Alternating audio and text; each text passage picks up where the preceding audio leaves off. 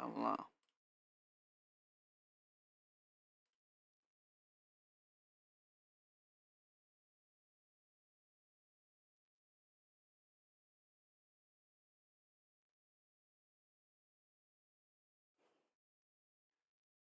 Deixa eu entrar aqui no Bitcoin.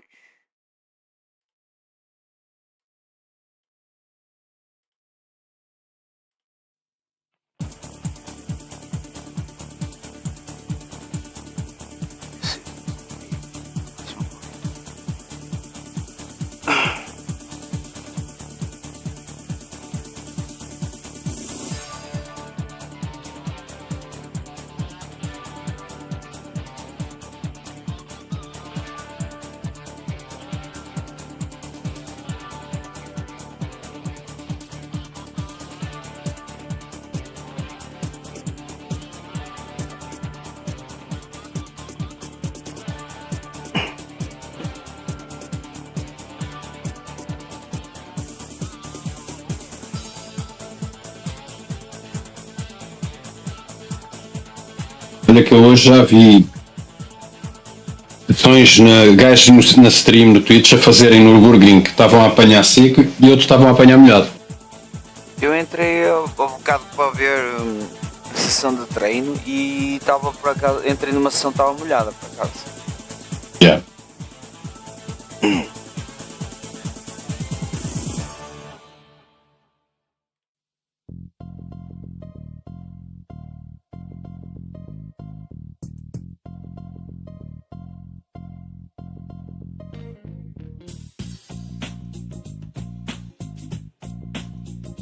Ora bem, vamos lá ver. Depois tenho que falar com o Bananzi para ver se ele me ajuda-me com esta merda. Bitch.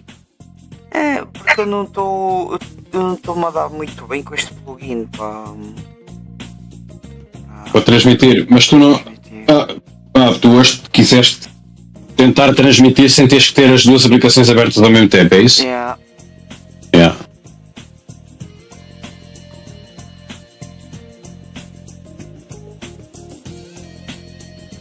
Ora, setup da Majors. Where is it? Aqui, Alexandre Deletraz.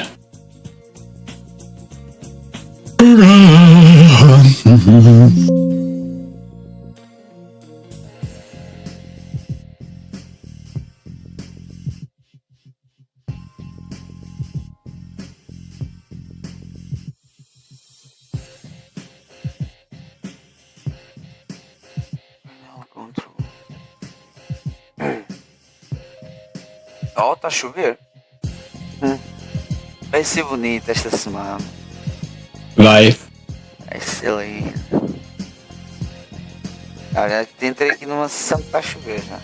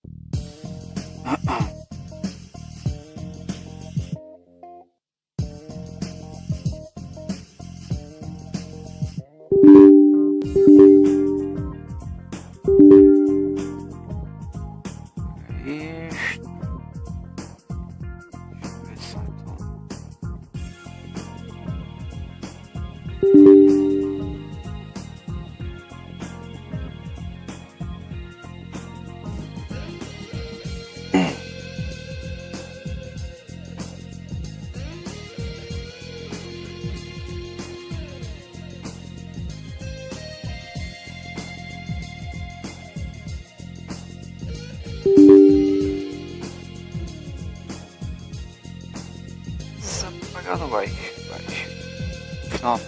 Final avião.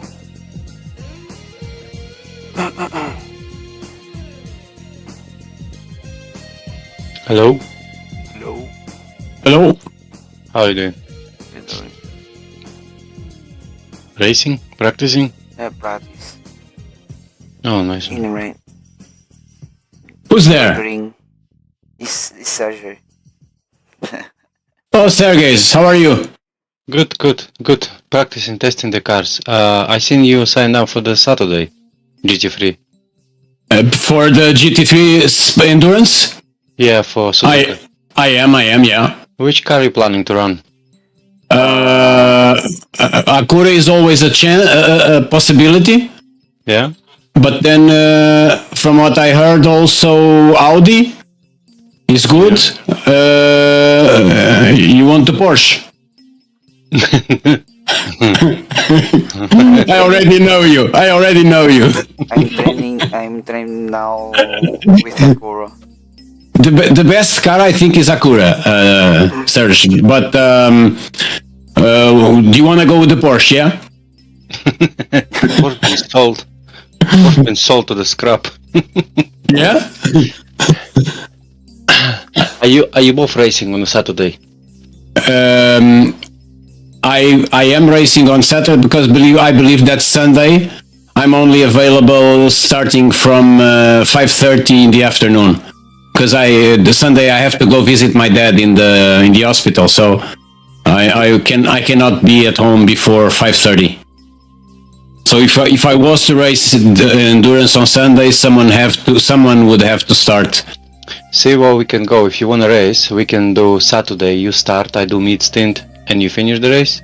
Yeah. And on a Sunday, I will start. You do the mid stint, and I will finish the race. But Sunday, you mean both Saturday and Sunday? You mean GT3 endurance, right? Yeah, yeah.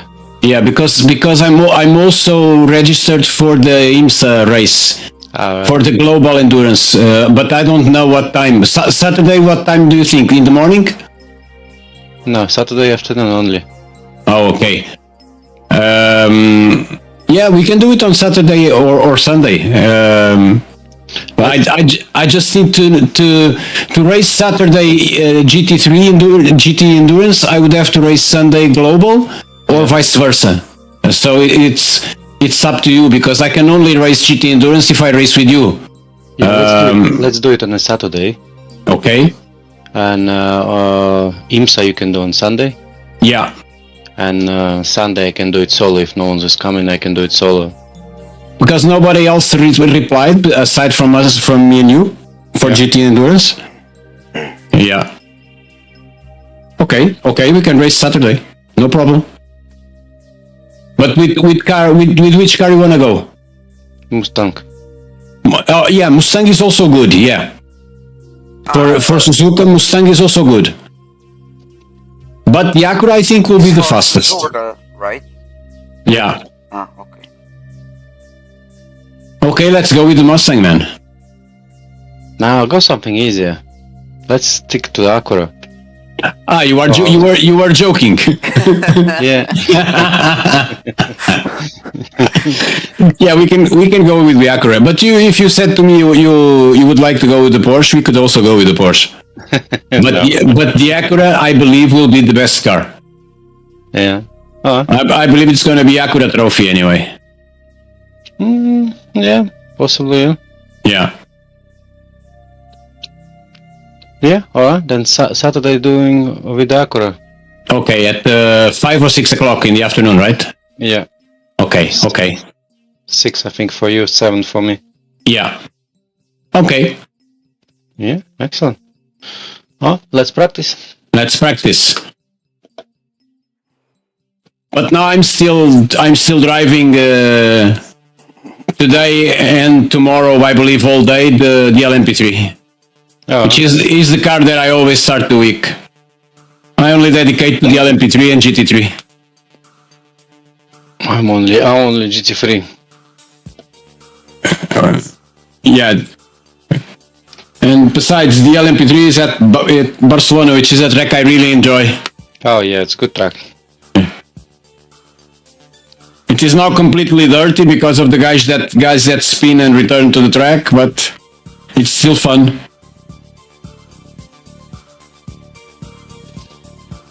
Acura is so easier to drive than the Mustang. What I think most amazes me in the Acura is the stability on braking, man. Yeah, feels good, crazy. Yeah. Yeah, go with Acura.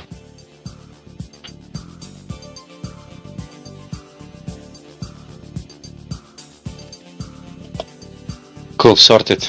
We have a lot of setups for the Acura. Yeah. And I don't know if you have them in the folder. I don't Yeah. believe you have the from majors. But if you want to try, I can send them to you. Are they any good? Sometimes they are good, man. Sometimes the major setups are good. You just have to test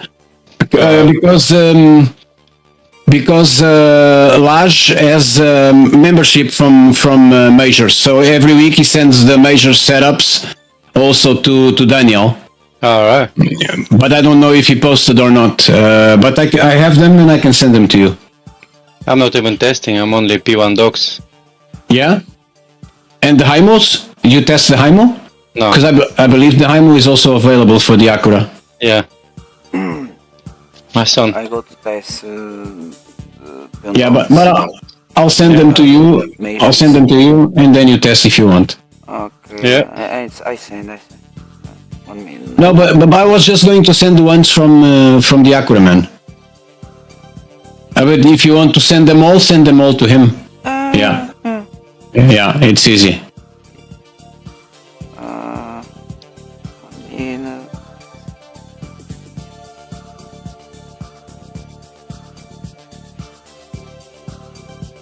It's here.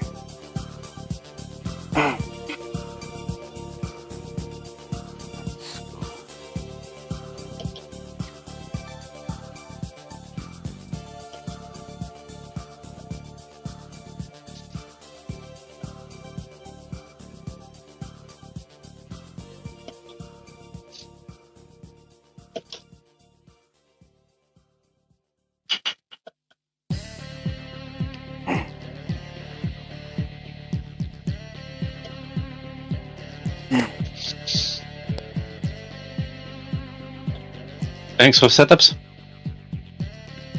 No problem.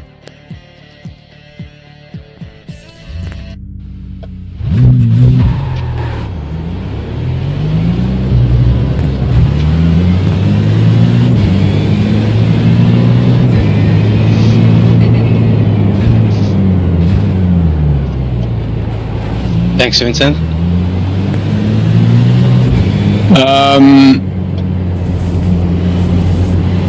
Anyway, I hope that when David Bernays, you know David Bernays? Yeah.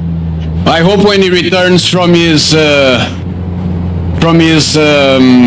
survivor adventure in the sea, he also starts joining the GT3s.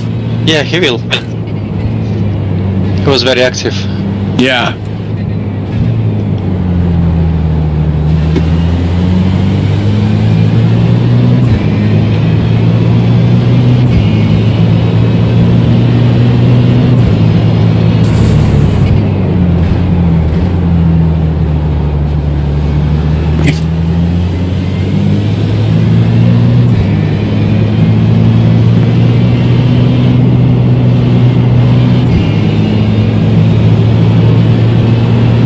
Left side. You're clear.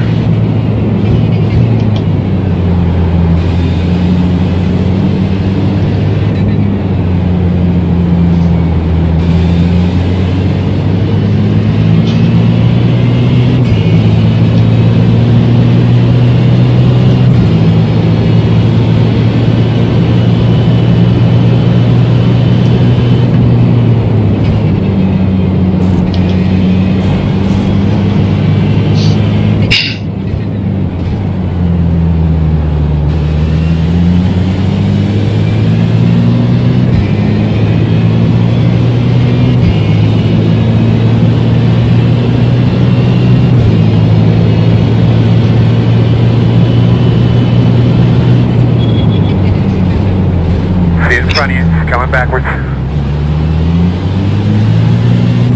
Slow car off to the right. Stay on your toes.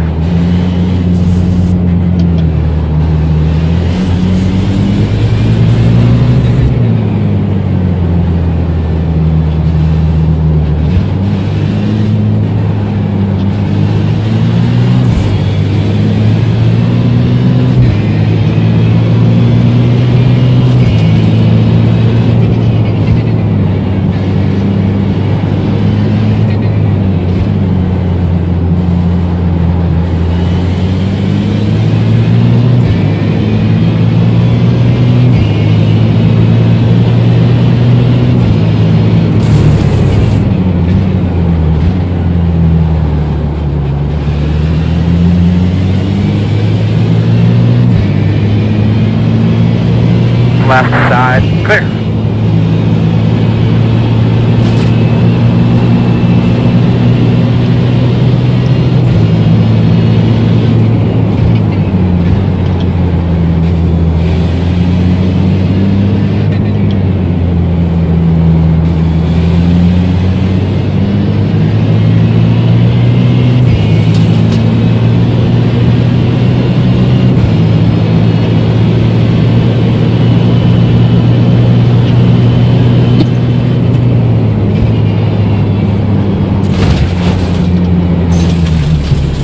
That rhythm back.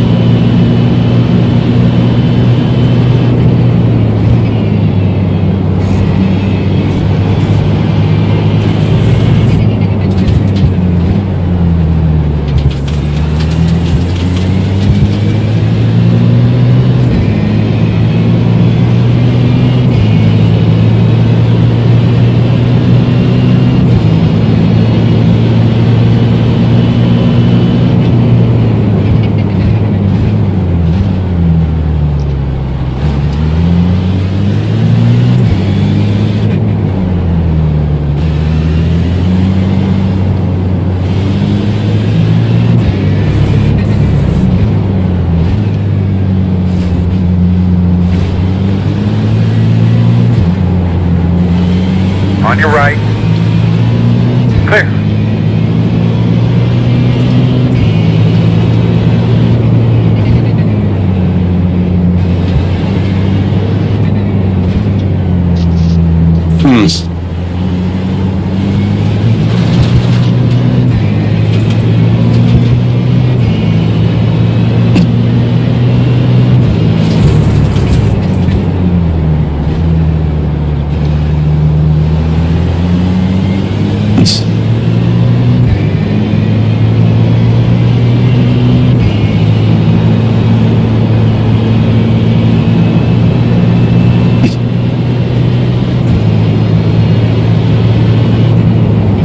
On your left. Clear, clear, clear.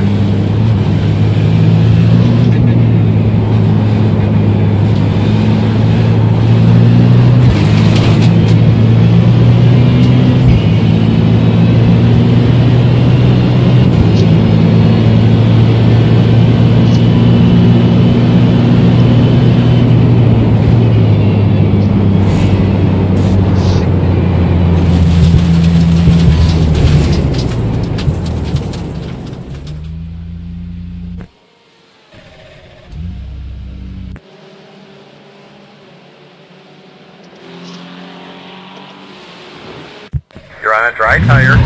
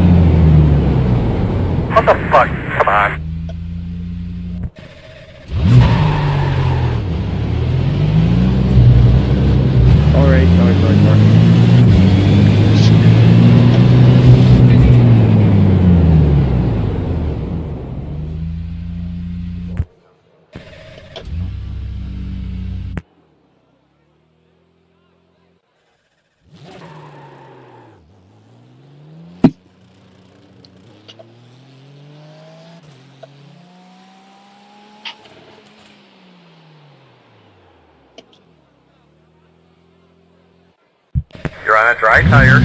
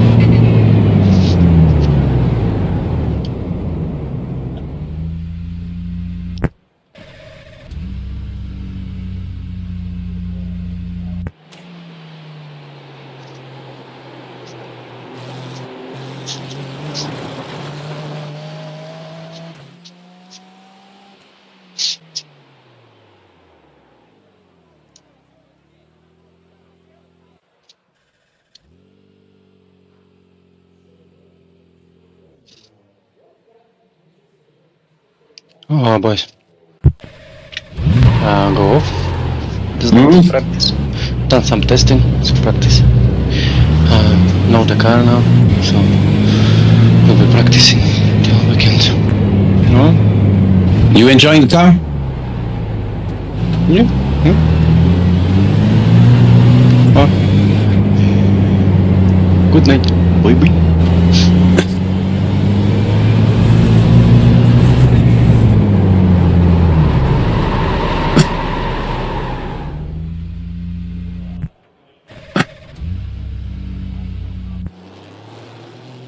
Não sei que setup é que é de usar, meu.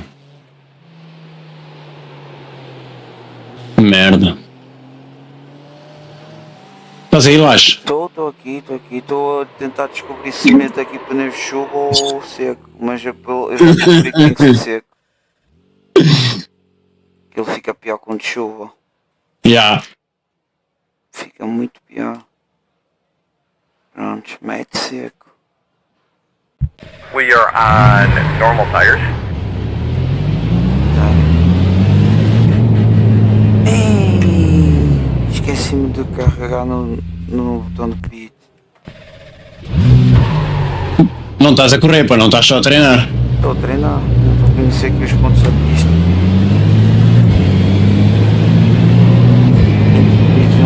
29% de chance de chuva.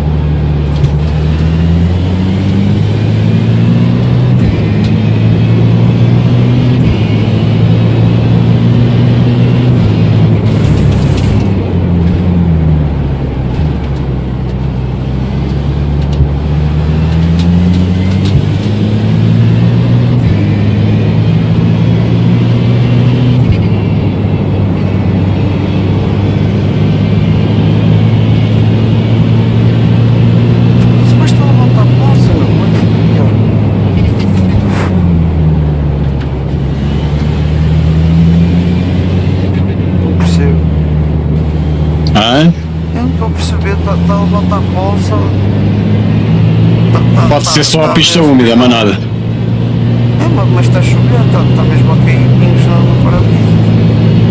Aquela deve ser aquela chuva mesmo. Molha parvos. Sim. Pequenos aguaceiros.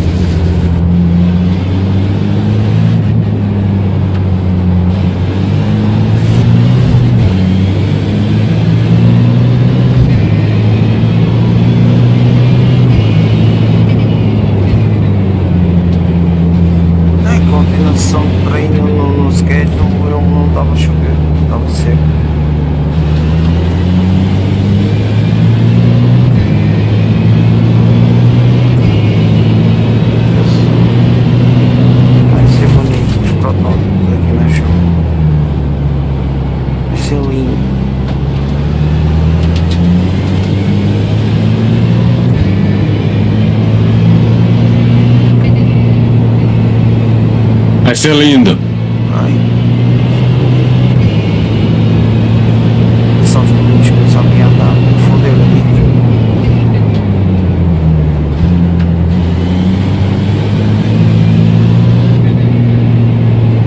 Ora, filho.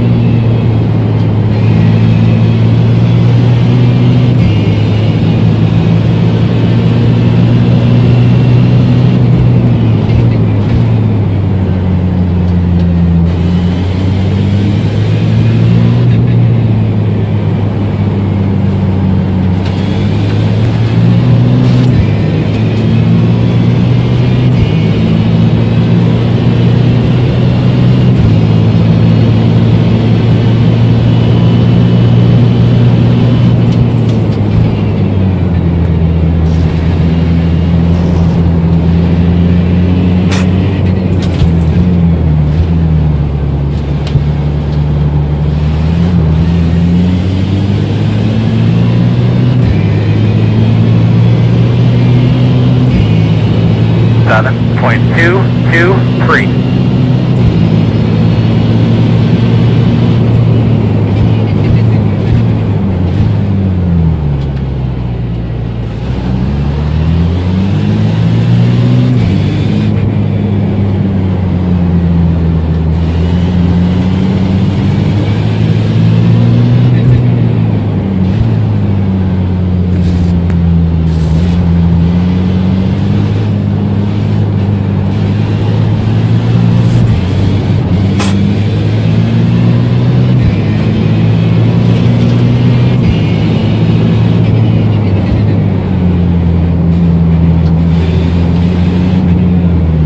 Ele está a levantar para o segundo. Deixa eu ver aqui. Deixa eu-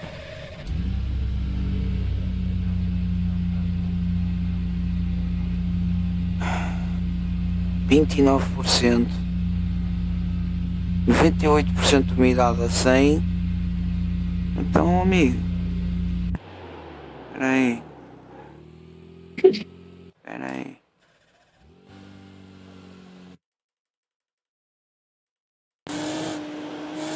Tem que meter pneus de chuva, está completo. Está a levantar-se para isto. Que é isto?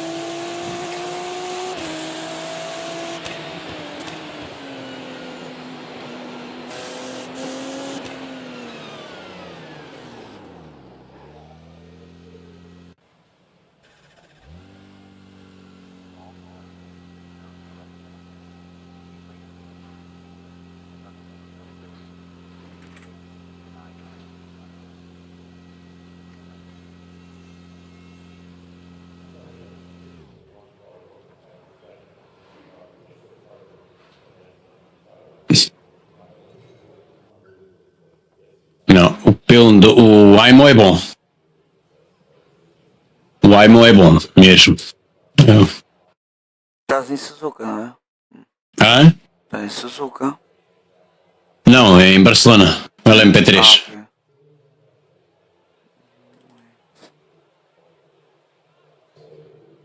Lá. O Majors é muito traseiro.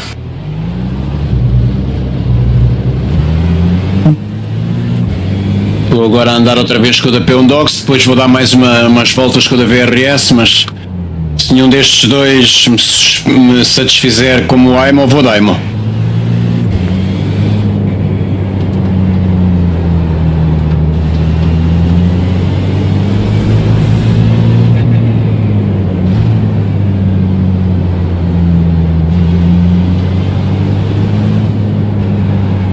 Bora.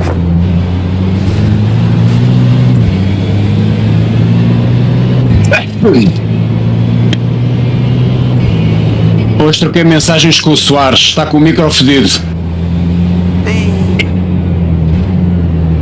Ele não tem um para desenrascar lá?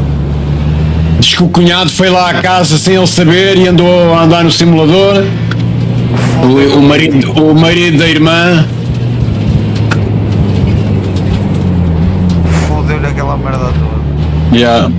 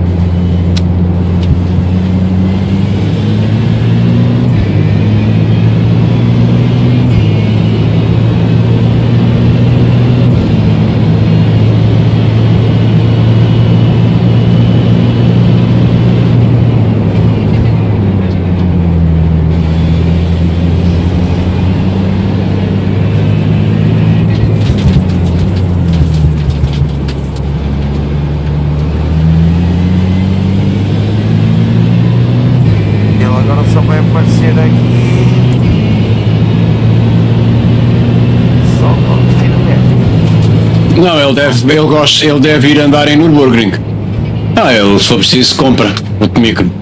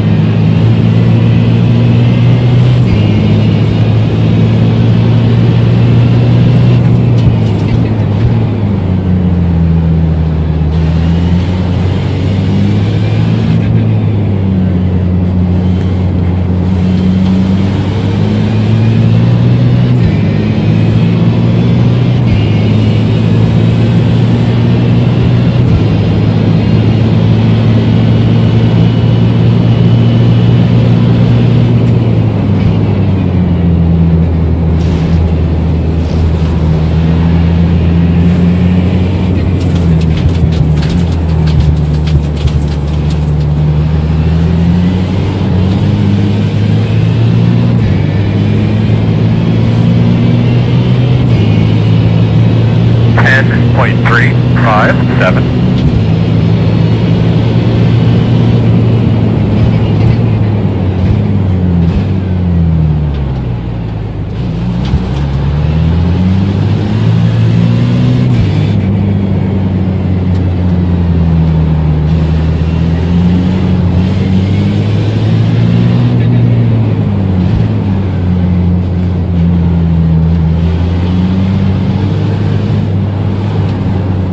Ah, caralho, que coisa. Atrasei.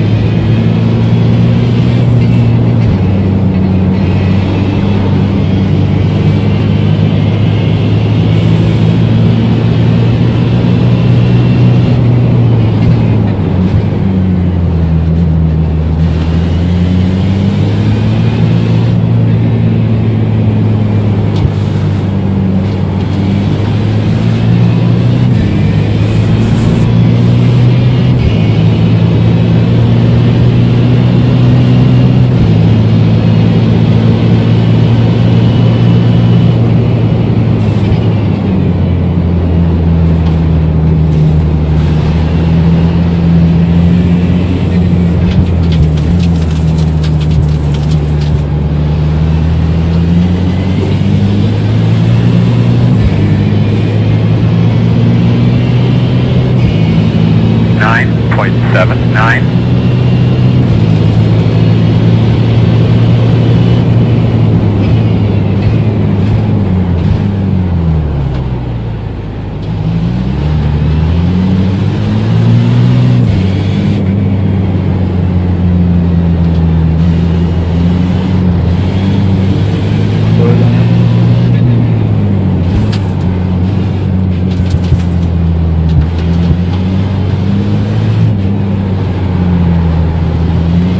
Ui, com a chuva não estou a ver este carro a voar. Loucura? Sim. Já. Talvez o Porsche na chuva. Não está lá 20% de chuva. Ainda por cima que quando estou o setup eu de certeza da moto estar a ser. Não, eles devem ter feito setup também de chuva, não fizeram? Fizeram, mas tipo, por exemplo, o P1 eles meteram também para a chuva, mas aqueles tempos que eles deram é tudo a ser. É, isso é. Tudo a ser. E já estava lá por cima deles. Ou seja, a corrida já estava a fazer experiência. Mas eu a seguir a esta volta posso dizer qual é o tempo aí com o setup de chuva. Que a VRS tem esses dados.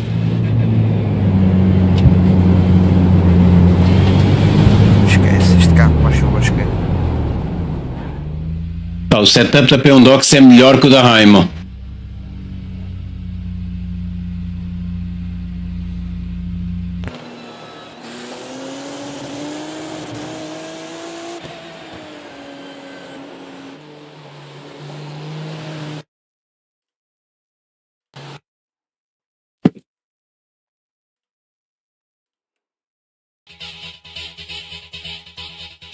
Deixa eu ver como é que vai.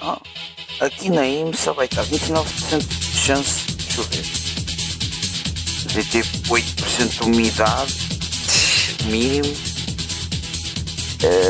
29% de umidade, 54% de umidade nas 6 horas, devagarinho. E 0 chuva. Olha. Ou seja, eu vou treinar aqui, vou dar umas corridas aqui para chuva, depois o resto eu vou ter que treinar sem lixo a cedo. Já. Olha, não treines só para o Endurance, precisas de subir o teu air rating. Faz IMSAs. Yeah. Eu vou fazer. E tu agora Lucas. um carro para a chuva. Hello, How are you, man? I'm fine. I have one quick question. Have any of you got PMs from John Sports? No. Say Okay. Okay, No. I'm just asking because he's PMing Aerokinetics members with weird messages. Yeah. I think that probably virus. I don't think so. I think he got kicked from the team and he's just like playing games. He was kicked from the team. Yeah.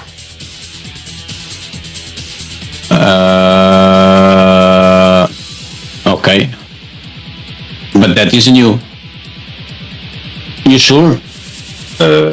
Yeah, I'm sure it's not virus or something else. John Sports is like saying dirty things about the team and PMing team members about it. So I'm just checking if anybody else got it.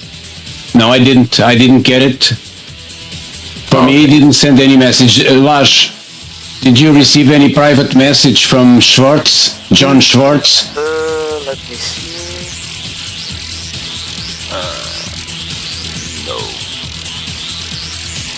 No. Yeah. Okay, I will leave you at peace then. See ya. Okay, take care, mate. Setup da VRS. Ana Chuva. Para o Acura, não é? Sim. Para o Acura, o tempo em chuva que eles dizem que fazem é volta mais rápida 1.53.514, volta average lap 1.53.673. Quanto é que estás a fazer na chuva? Opá, eu nem sequer consegui concluir a show porque eu não sei qual eram os pneus que iam meter. Agora que eu vou começar a andar. Vou-te mandar o replay, que eles também têm um replay na chuva. Ok. A VRS é um espetáculo. É nisto que a VRS é muito boa, meu. Descanso, está aqui. Espera, mas isto não é a chuva, caralho. Ai, a chuva aqui nesta pista da morte do artista. Isto aqui não é a chuva, espera aí. Este replay não é a chuva.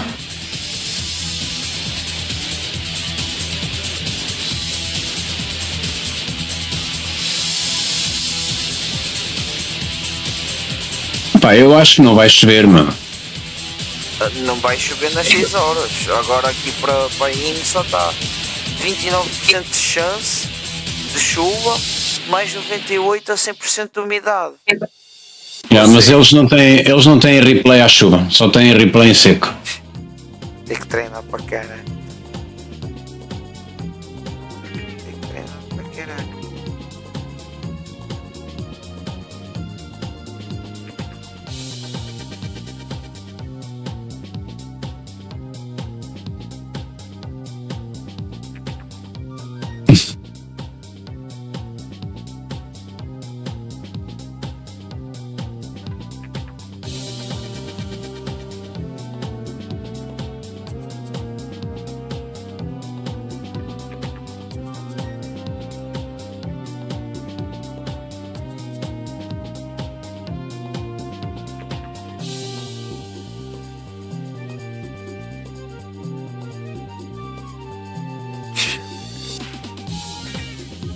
Isso era um legal, não tem mal.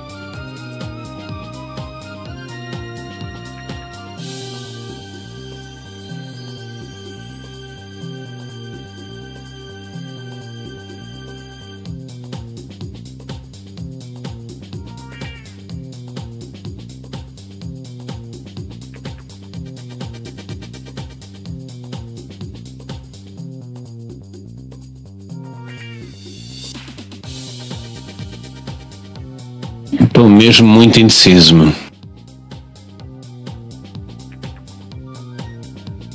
O setup da P1 é muito bom no segundo setor. E o setup da AIMO é muito bom no primeiro setor.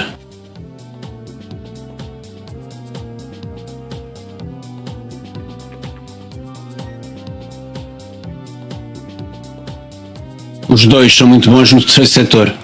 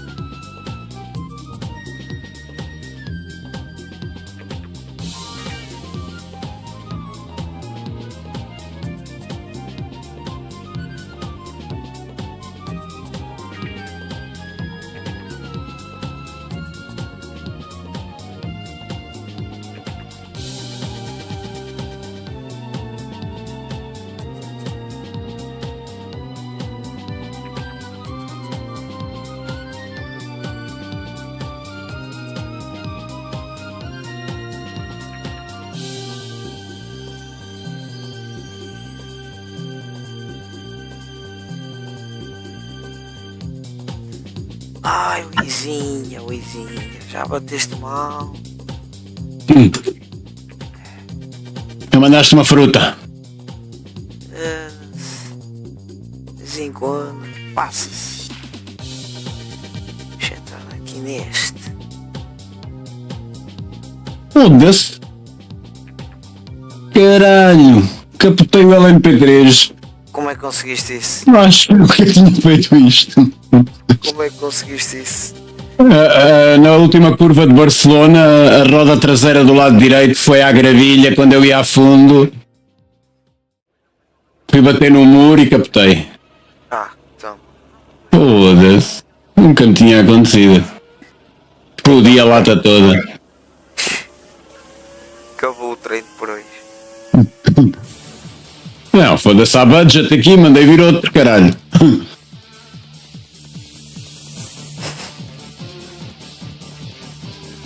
Ora bem, que horas começa a live lá do artista? Deixa eu ver. Qual live? Vitor James. É hoje. Eu até fiquei de mandar replay, só que ainda não mandei.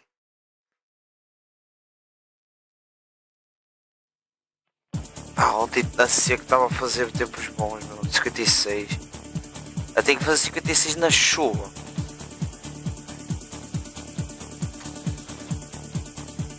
Vou me inscrever para a corrida.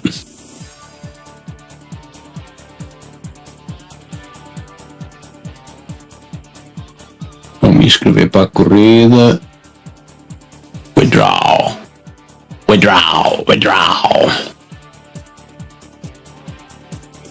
Para lá curso. Vou me inscrever para lá curso. Já estão 67 inscritos.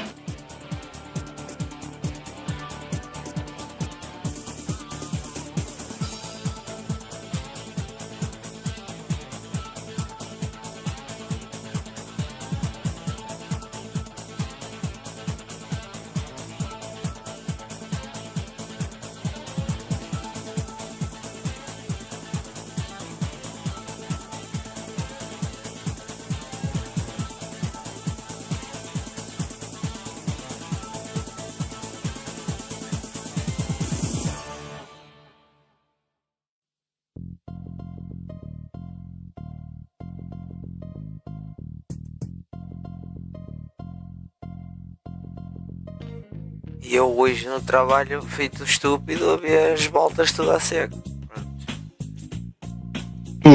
Até que perdi tempo. Em vez de estares a trabalhar, a tratar dos caminhões. Eu termino o servicinho todo, depois eu vou ver.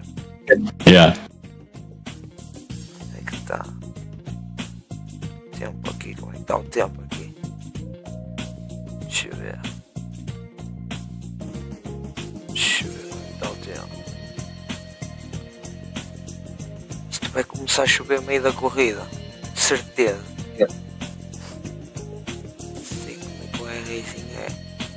Yeah. Pois, isso é bom saber.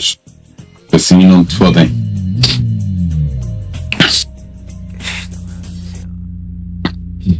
Já aconteceu isso nas 24 horas. Ora, aí está. Como tu sabes. E tive sorte. Comigo, no meu quartozinho, só começou a me arranhar. Yeah. Então, quando eu chego.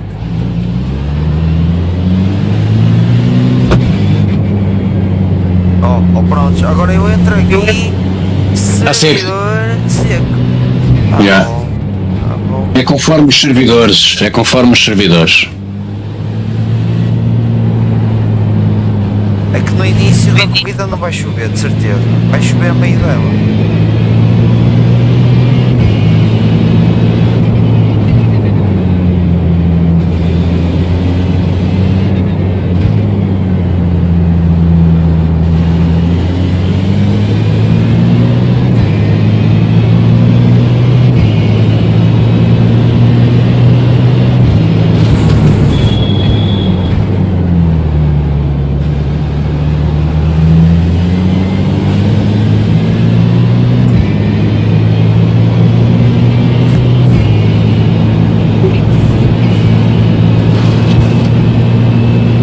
Não sei. All right, man. Let's get a rhythm.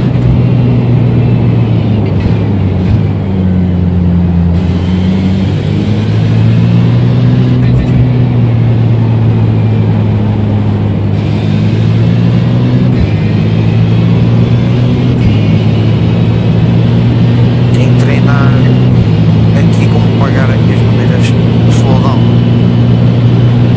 Yeah, isso é importante. Saber fazer isso. Já me fodi muitas vezes a bola dessa merda.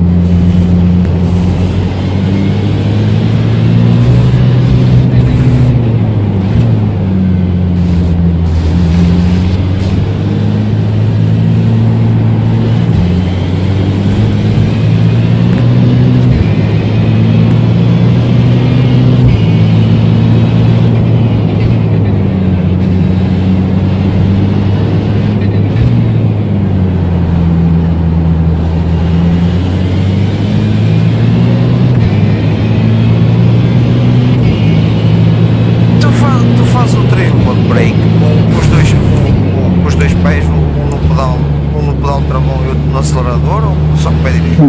Não. Só com o travão. Sim, mas a posição do teu pé dá um no travão e outro no acelerador? Não. Só no pedal do travão. Eu não consigo usar os dois pedais. Mas para que é que queres usar os dois pedais? Não, eu não tenho esse hábito. Só uso o pé direito praticamente para jogar isto. Ah, é? É, só uso o pé direito. Ui, tens que. Tenho que me habituar a jogar com o pé Tens de te esquerdo. habituar ao pé esquerdo, meu. Já. Foda-se. Yeah, porque Mesmo eu assim tô- consegues ser rápido, caralho. Porque eu estou habituado a No embrear. carro andar assim, já. Yeah. Não, mas tens que usar o pé esquerdo. Para travar tem que ser o pé esquerdo. Como nos karts, estás a ver? 8.832.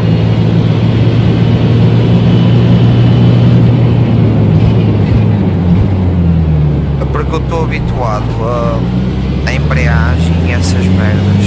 E o meu pé esquerdo é morto. Não faz nada, só está aqui a descansar. Não, tens que mudar esse hábito.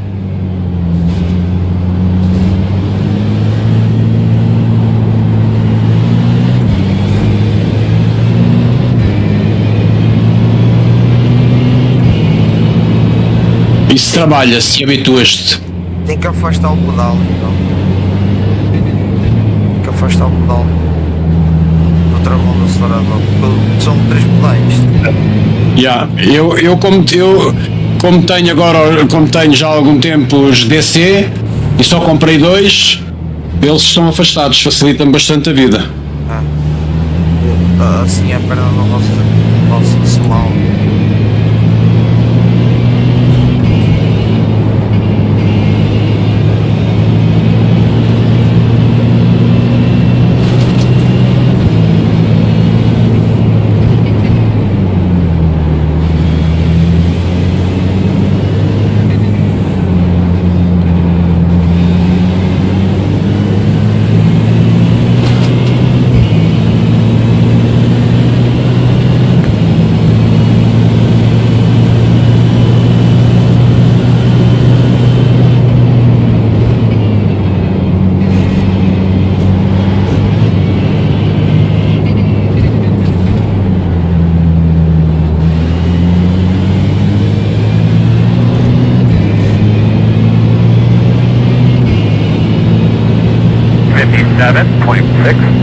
It's a great last lap, man. Keep it up.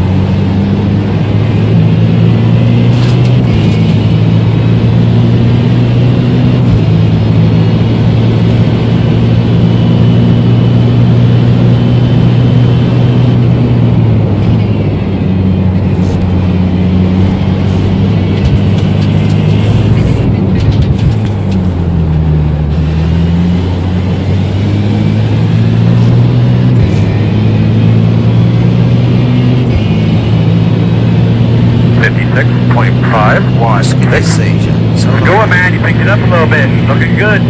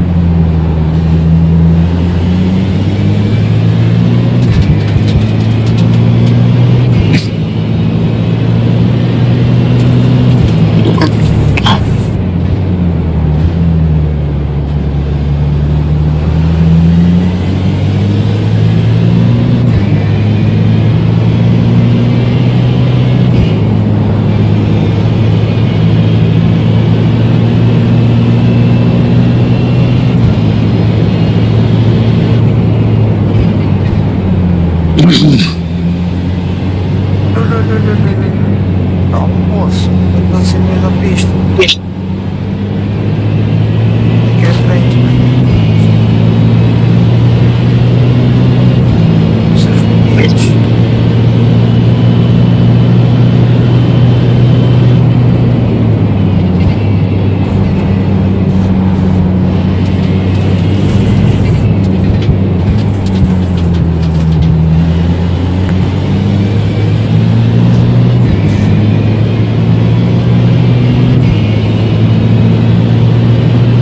6.569.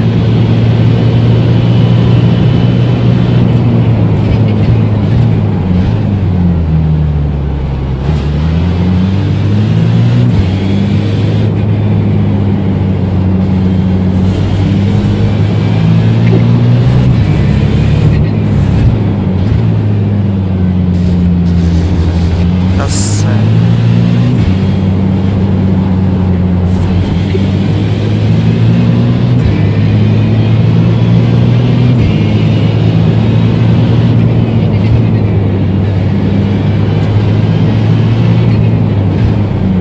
Right side clear if you need it. Left side still there. Clear.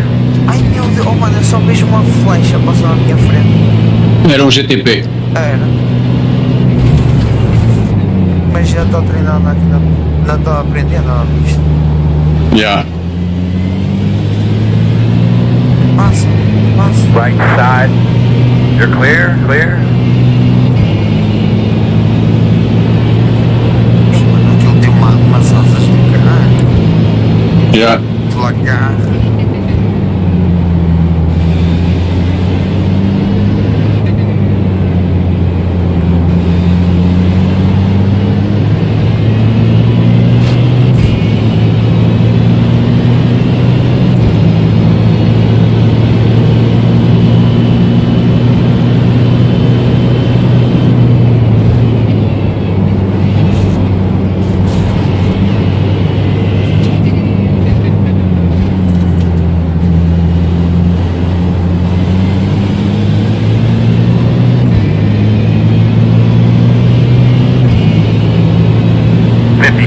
.387.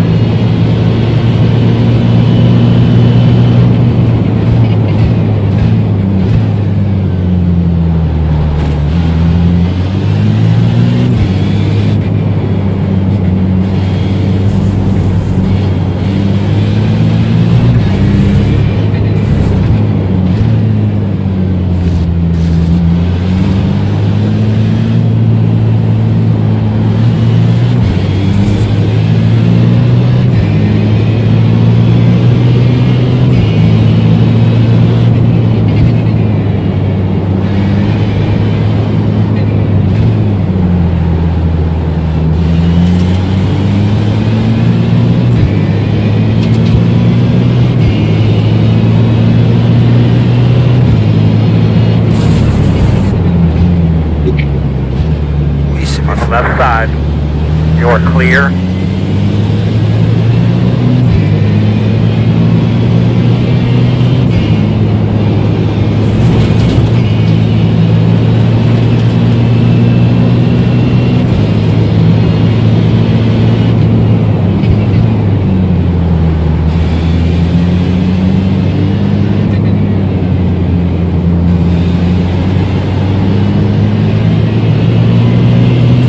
On your right, door quarter clear.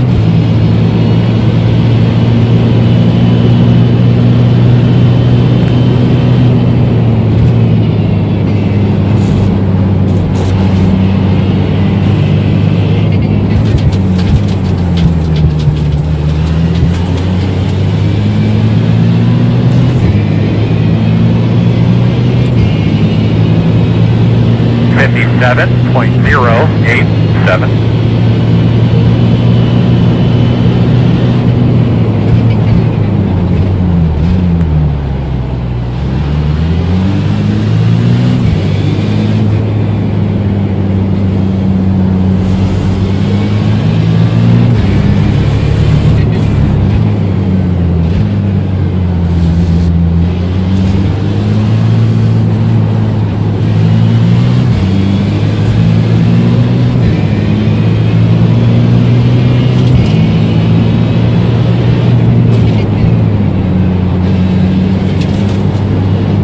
He's moving. In front of you.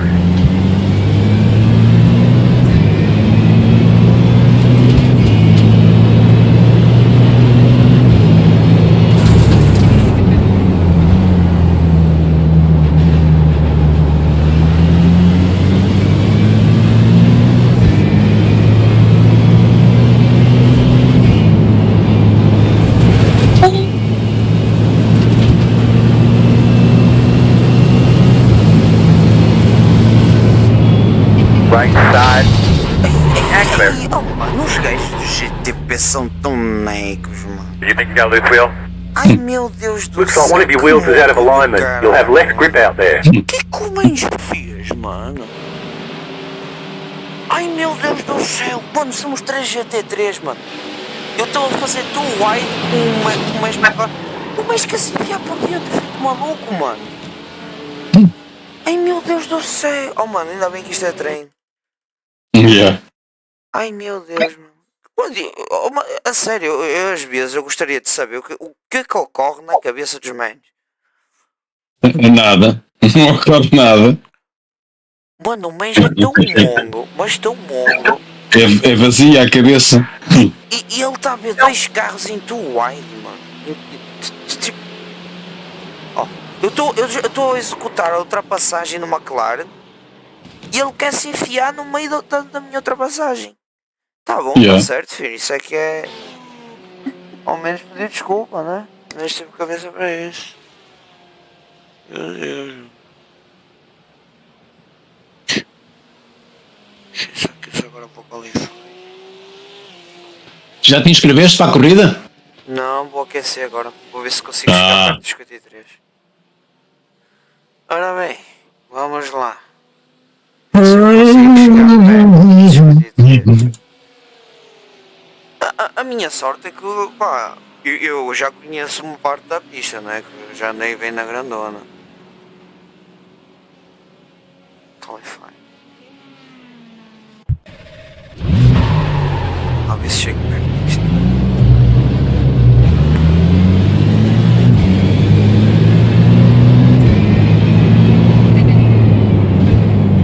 Uns litros.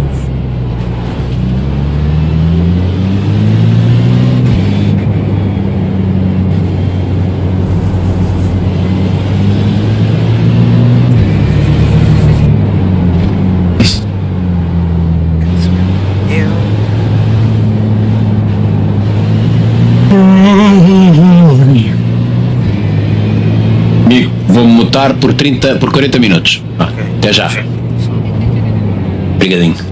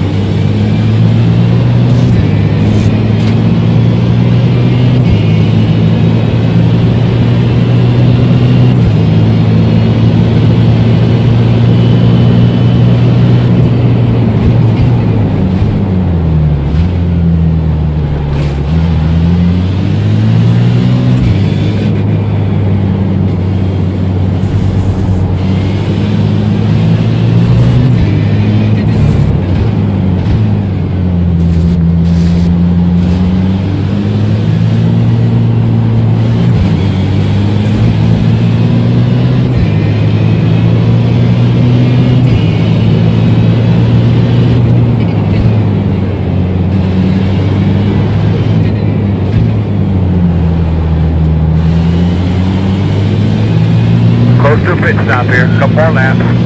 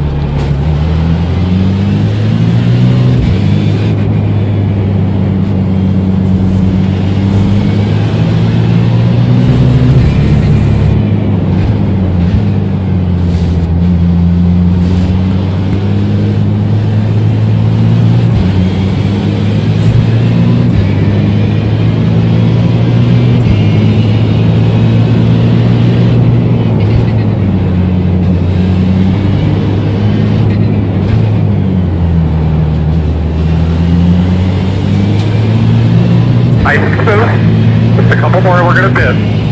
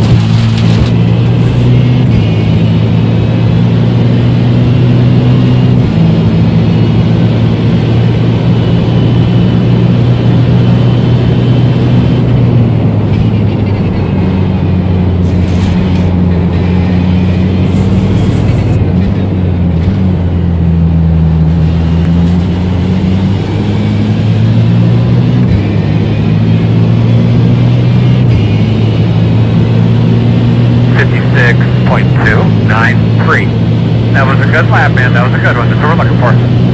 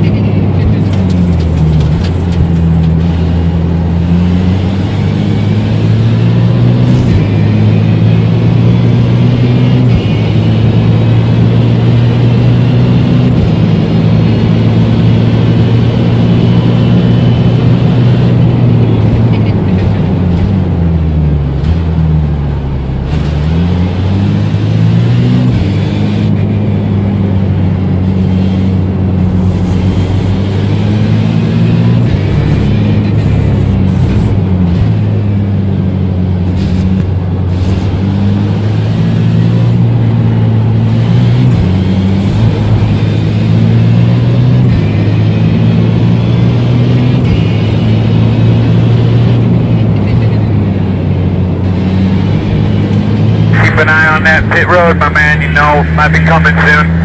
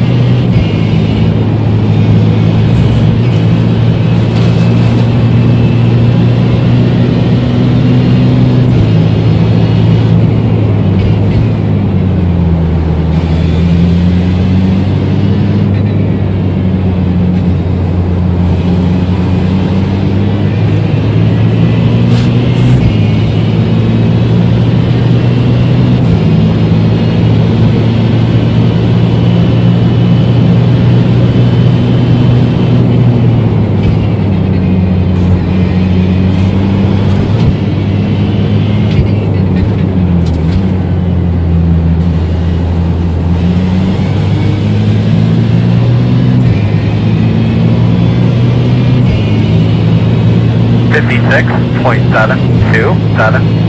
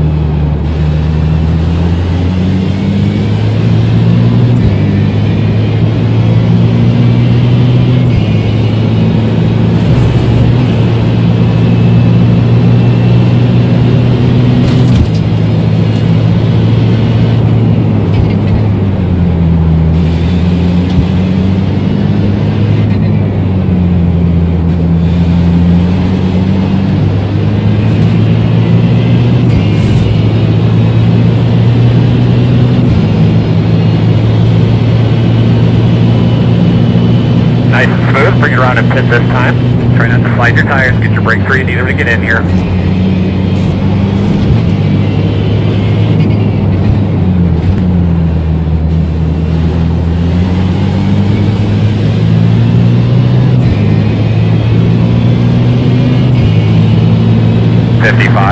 .97. That's it. Those are the lap times we need, man. Keep digging.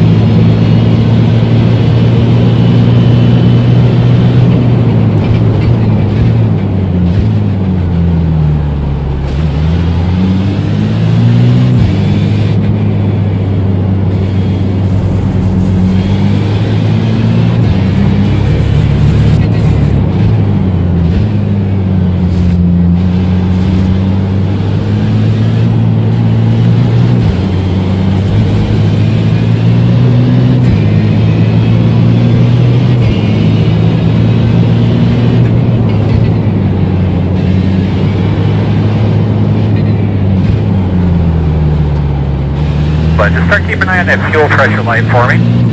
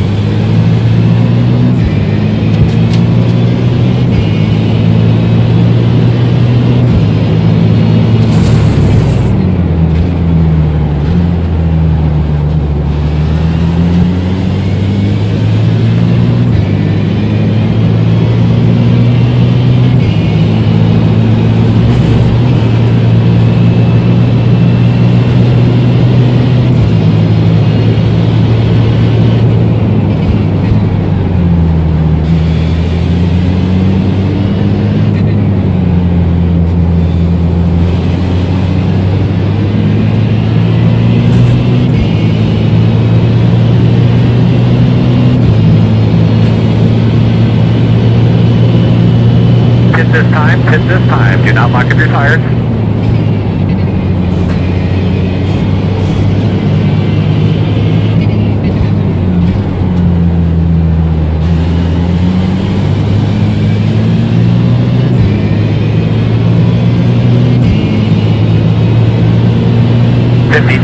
.82. Good lap, sir.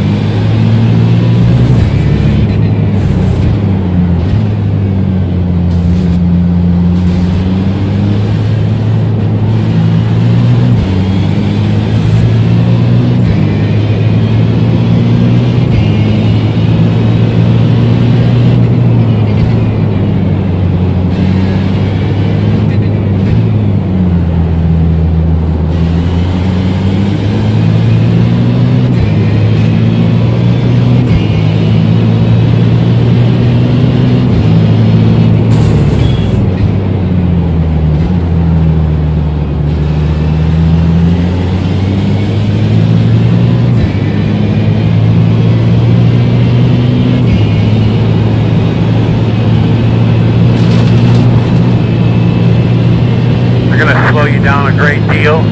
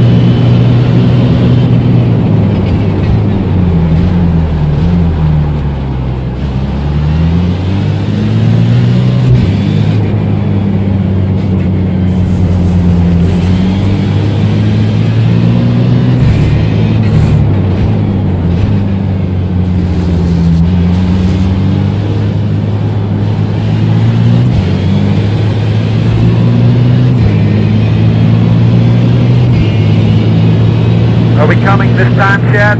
Negative, next time.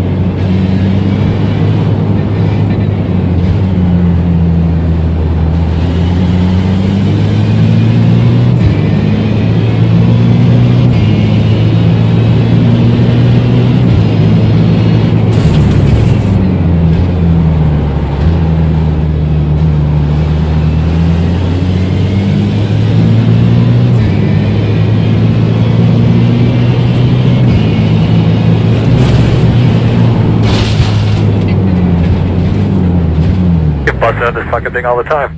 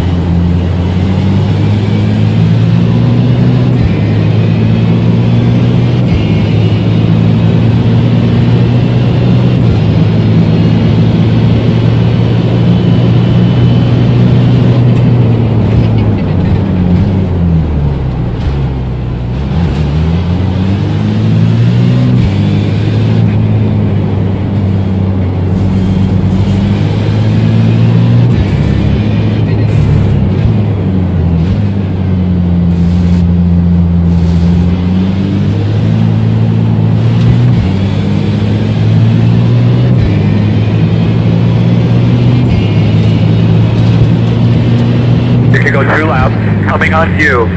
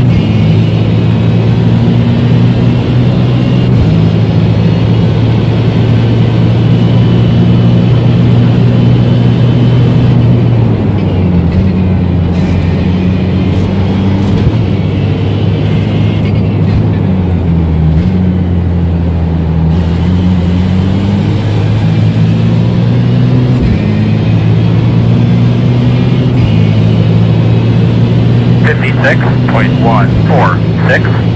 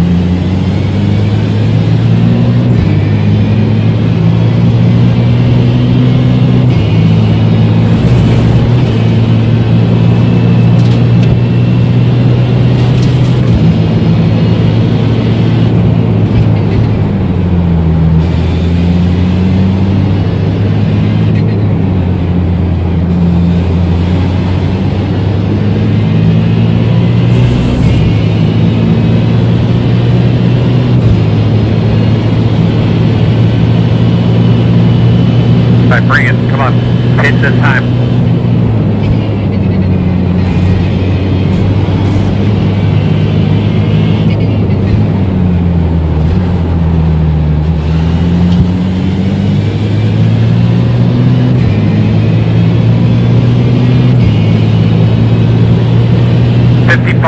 .743. Really good lap right there. Really good. I don't know what you did, but keep doing that.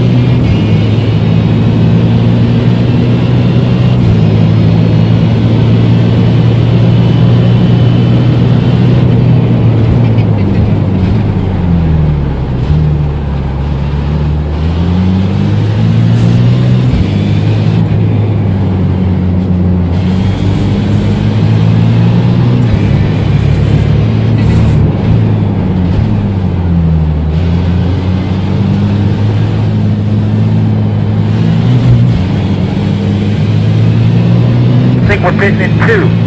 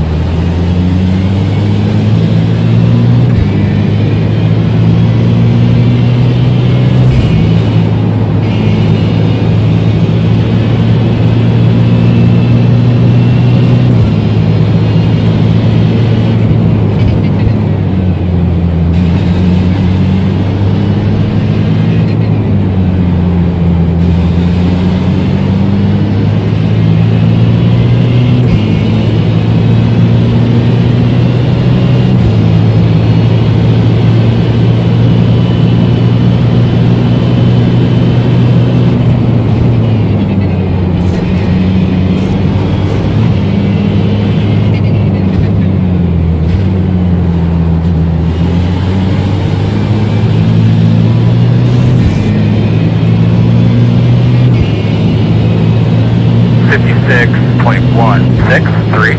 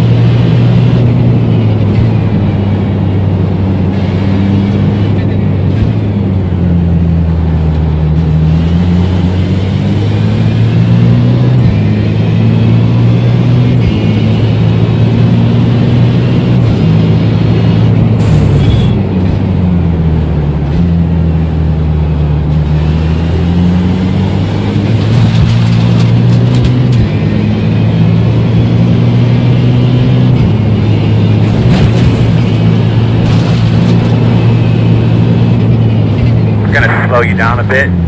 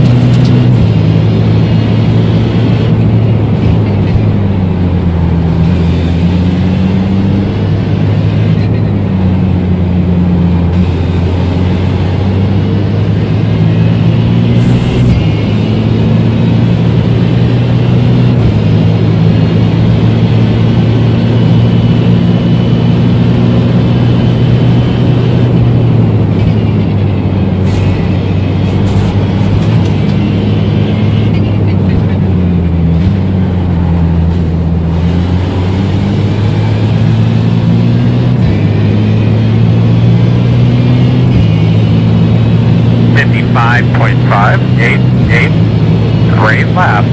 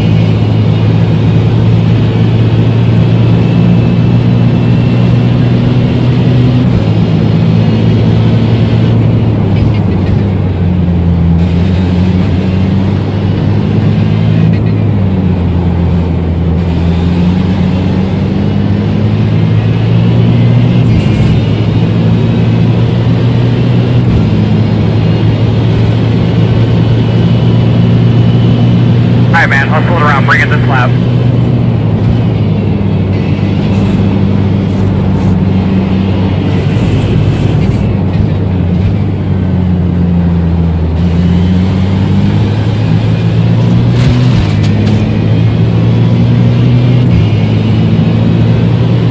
.55. It's a great last lap, man. Keep it up.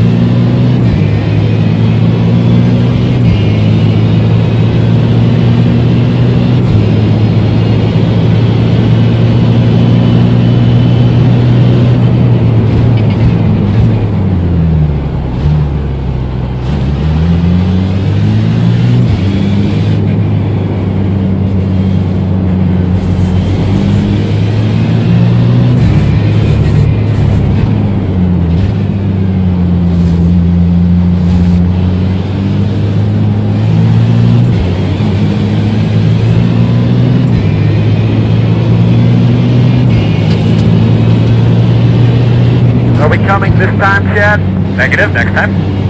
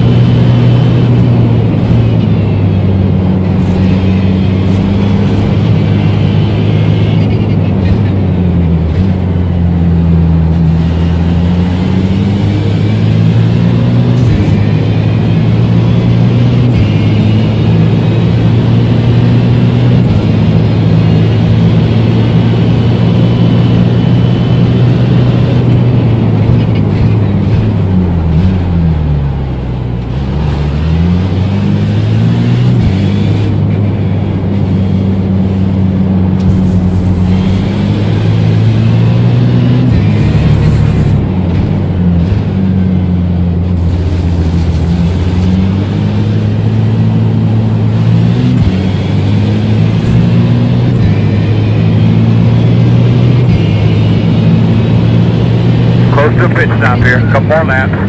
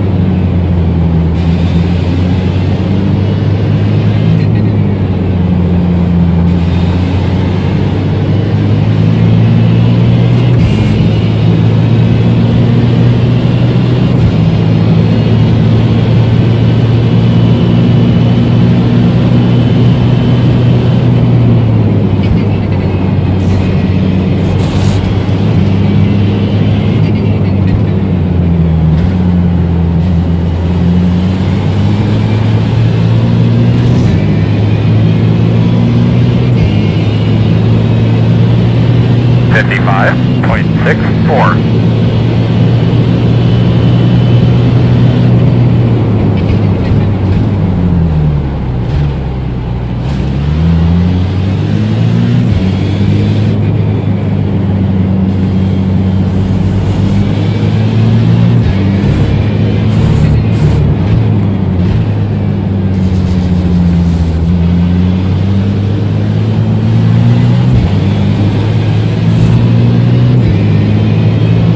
Paz. Então, como é que foi? P3. Oh, Yeah. Mas posso fazer melhor. Posso fazer melhor. E vou fazer melhor.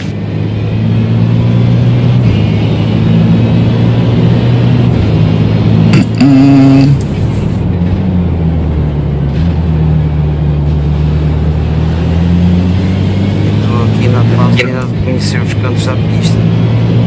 Ganhar tempo.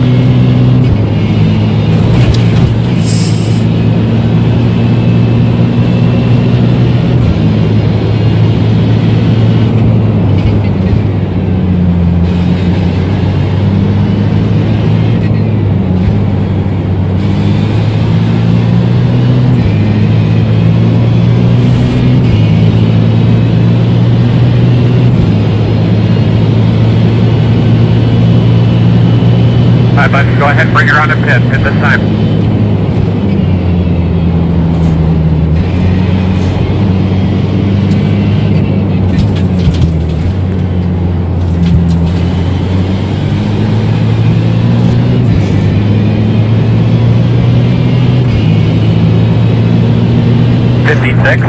.011.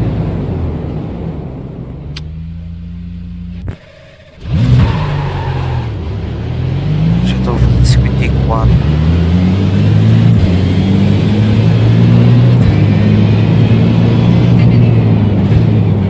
À frente? Não, os gajos aqui da GP3 já estão no modo practice, eles já estão a fazer 54. Na chuva. Não, sério. Hum. Se chuva é 56. Então, e de seco só fazem menos 2 segundos. Hã? E de seco só fazem menos 2 segundos. Então, é terça-feira. Amanhã já estão a fazer 53. Amanhã? Sim, amanhã o pessoal já está com mais pace. Eu vou-te já dizer o tempo em seco. Que é para tu ficares sintonizado. O tempo em seco.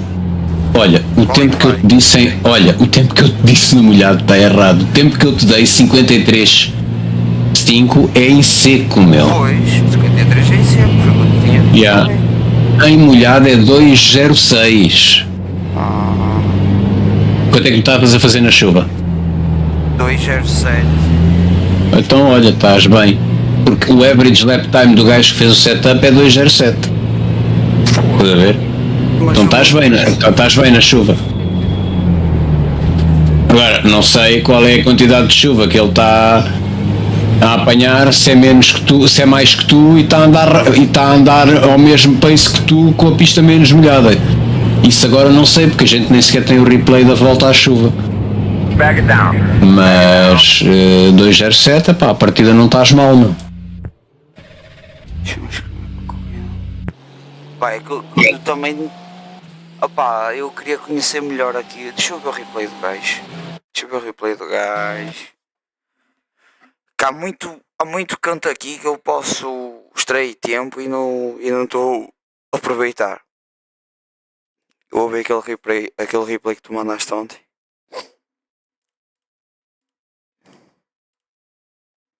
Porque o meu problema é o ultra break, estás a ver? Yeah. Há vezes que eu largo rápido demais, há vezes que eu largo devagar demais, tenho que encontrar o meio termo. Foi isso que me fodeu na Verstappen, em Daytona. Tenho que treinar essa merda. Está um replay. Yeah. Porque eu consigo fazer de pé direito, estás a ver? Só que eu tenho que saber o meio termo do tempo que eu tenho que largar o pedal, estás a ver? Porque eu sinto bem a traseira a ir para o lado e o carro apontar bem ao largar. Só que havia, tipo, se largar rápido mais, a traseira vai-se embora. Se largar devagar demais, já sai mais devagar da curva. Então, tá aqui.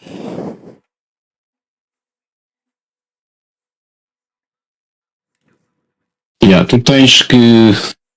Pá, tu tens que treinar essa merda dos pedais, porque deves ser o único gajo que eu conheço que só usa o pé direito. Yeah. O pé esquerdo fica a dormir durante horas. Eu acho que eu nunca. Mas eu sou suspeito porque eu não tenho muito jeito, até porque os pedais da Fanatec são muito juntos, os 3 pedais. Puxão. O que dificulta muito fazer ponta-tacão, estás a ver? Sim. Por isso, eu nunca apurei muito uma técnica de ponta-tacão. E agora só tenho 2 pedais, não preciso dela, não é? Até porque os pedais daqui estão muito afastados, eu não ia conseguir fazer a ponta-tacão na mesma. E eu estava habituado a isso. Eu corria assim no Mazda. Eu no Mazda era ponta-taco. Mas ponta-taco, tudo bem. Agora, quando tu num carro de caixa sequencial, como é esse caso, pá, tu não fazes ponta-taco. Tu precisas trabalhar bem com o pé esquerdo. Tu se fores fazer uma corrida de karts, vais conseguir travar com o pé esquerdo ou não? É, eu consigo, por acaso consigo. Então, tu tens que te habituar a fazer... Não pode é muito junto o meu pedal. Os V3 são muito juntos. Pois são. O problema é esse. A merda é essa. Eu fico a roçar com as pernas praticamente. Agora imagina horas e horas a correr nas endurance. Assim, sai com tudo fodido das pernas. Pois. E como esses pedais dentro do mauzinho são bons, eu tenho uns iguais. Tenho uns V3, eram os que eu usava antes de usar aqui os DC. Só que eu não curto ter as merdas e vendê-las ao preço da uva mejona, estás a ver? Então, se for para estar a vender só para dizer que recuperei, sei lá, metade do investimento, prefiro tê-los aqui. Estás a ver?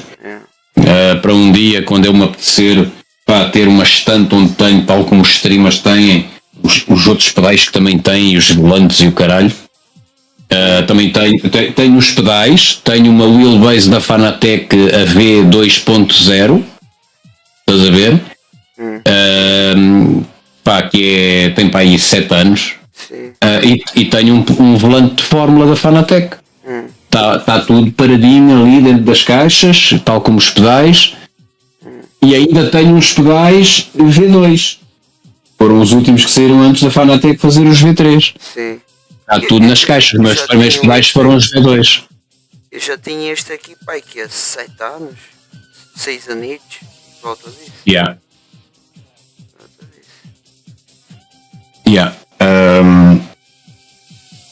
E eu com os Fanatec habituei-me sempre a usar o travão com o pé esquerdo, mas admito que o posicionamento do meu pé para fazer isso não era ideal. Agora sim, agora tenho os pedais mesmo, estou sentado aqui no cockpit, tenho as pernas mais ou menos afastadas, como se estivesse relaxado, estás a ver? E consigo trabalhar bem o travão e o acelerador. Mas um dia gostava de meter aqui, não vou fazer isso, mas um dia... Não vou fazer, porque entretanto hei de comprar o pedal de um pedal da Simocube, daqueles pedais caros que eles têm. Eu vou comprar um pedal, que é para depois com esse pedal fazer o travão, e provavelmente vou continuar a não ter embreagem. Não precisas, mesmo na NASCAR tu consegues não precisar de embreagem. E portanto faço tudo com o acelerador e com o travão. Eu gostava de ter uns pedais tipo totalmente modulares. Quando não precisasse da embreagem, era só tirar a embreagem fora e chegar para o lado bom de pai. Mas tu não precisas de embreagem para nada. Tu não precisas de embreagem para carro nenhum mesmo. Sei. Mas eu só uso embreagem, por exemplo, quando vou lá para o drift, para o Aceto Costa, estás a ver? Yeah. Só utilizei. Mas eu acho que acho que tem maneira de afastar um bocadinho para o lado. Deixa eu ver isto. Não tem. Os Fanatec não tem. Os V3? Não. Ai, que... Não tem, não. Era bom. Era bom que tivesse, mas não tem. Peraí.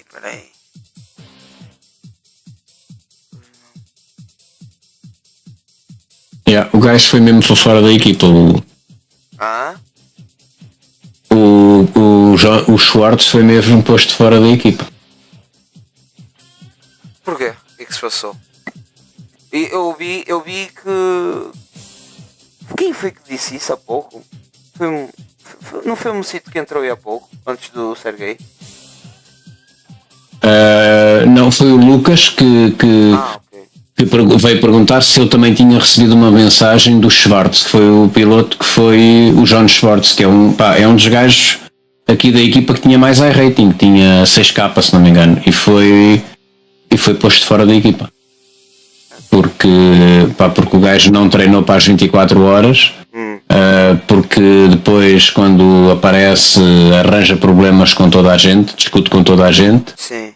E havia muita gente já a dizer que quando fosse para fazer eventos de endurance, se ele estivesse no carro dessas pessoas, elas não corriam. Sim. E o Daniel não teve alternativa. Depois ele comprometeu-se desde o início em fazer as 24 horas, nunca apareceu para treinar. Faz lembrar o nosso colega de equipa, estás a ver? Que disse que treinou e não treinou, e depois nem sequer apareceu para a corrida. Estás a ver? E eles tiveram que ir correr, como o inscreveram, tiveram que ir fazer a corrida noutro split mais tarde para conseguirem correr. Porque senão eram desclassificados. E portanto o Daniel achou que era demasiado e dispensou-o da equipa, mas na boa, mandou-lhe, disse espero que arranjes uma equipa onde estejas bem, e o caralho foi super correto com ele. Sim. E o gajo, entretanto, como tu já sabes e já conheces algumas pessoas, e eu não vou tecer comentários, o gajo deve estar em live. Há pessoas que têm umas reações, vamos dizer assim, diferentes. Sim. O outro gajo, em vez de pensar nas cagadas que andou a fazer, em vez de fazer um exame de consciência se realmente se tinha comportado bem, Sim. fez aquilo que a maior parte das pessoas hoje em dia não fazem, que é, ou em vez de olhares para ti e pensares se tiveste o melhor comportamento possível, Sim. é mais prático criticar os outros. E então veio para aqui mandar mensagens para as pessoas que ele mais conhecia na equipa, Sim. a falar mal da equipa, e a falar mal do Daniel e o caralho, e a tentar criar aqui a confusão. Por isso que o moço disse lá se recebia alguma mensagem. Exatamente, porque houve várias pessoas que receberam. Se tu fores ao Driver General, Sim. o Daniel publicou para que não haja comentários do ele fez isto e eu fiz aquilo e ele fez aquilo outro. O Daniel publicou aqui, fez um print screen do texto que mandou para o gajo quando decidiu pô-lo fora da equipa. Driver General ou Hold General? Driver General, no driver private, ele escreveu aqui, ele fez um print screen do texto que lhe mandou, para não haver dúvidas, estás a ver? E toda a gente já leu, e toda a gente que já leu concorda com a atitude do Denison, estás a ver? Porque as pessoas não são parvas, percebes? Há sempre em cada grupo, há sempre um gajo que é o mete-nojo, que é o gajo que só está bem a espalhar a confusão, e a criar problemas com os outros. Há sempre um gajo que tu estás a tentar remar para a frente, e há um gajo lá no meio do barco que está a remar para trás, para atrapalhar a velocidade do barco. Foi com o caralho. E como vês, nem com 6.000 ficou garantido de que não ia nunca com o caralho. Foi com o caralho na mesma. Provavelmente ou era o piloto da equipa que tinha mais iRating, ou se não era o que tinha mais, era um dos que tinha mais. Sim, Estás a ver? Porque aqui está-se a tentar fazer uma equipa, meu. A equipa já existe há muitos anos e tem vindo cada vez a melhorar. E, portanto, quem não está para estar com a equipa, pá, não está aqui a fazer nada. Então, Eu estou totalmente de acordo com o que o gajo fez. Ou com o Daniel. Ou com o Daniel. Yeah. Eu por acaso nem sequer. Como é que ele chamava mesmo? John Schwartz. Não, não cheguei a conhecê-lo. Não cheguei a conhecê-lo. Não cheguei a conhecê-lo. É o John Schwartz, yeah. Schwartz ou Schwartz? Cheguei à casa do banho no instante. Yeah.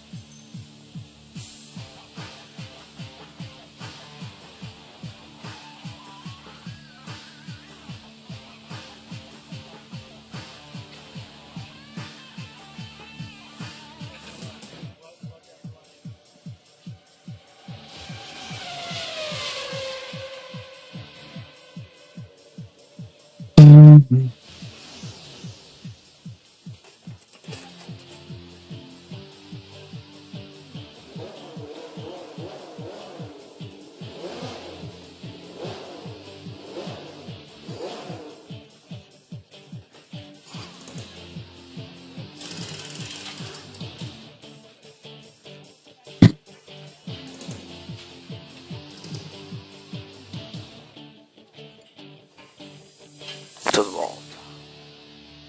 Já está de volta, já foi vazar As águas. as águas. A ver atentamente o que este gajo faz. Veja o replay. Estou. É. É a placa de 100 metros.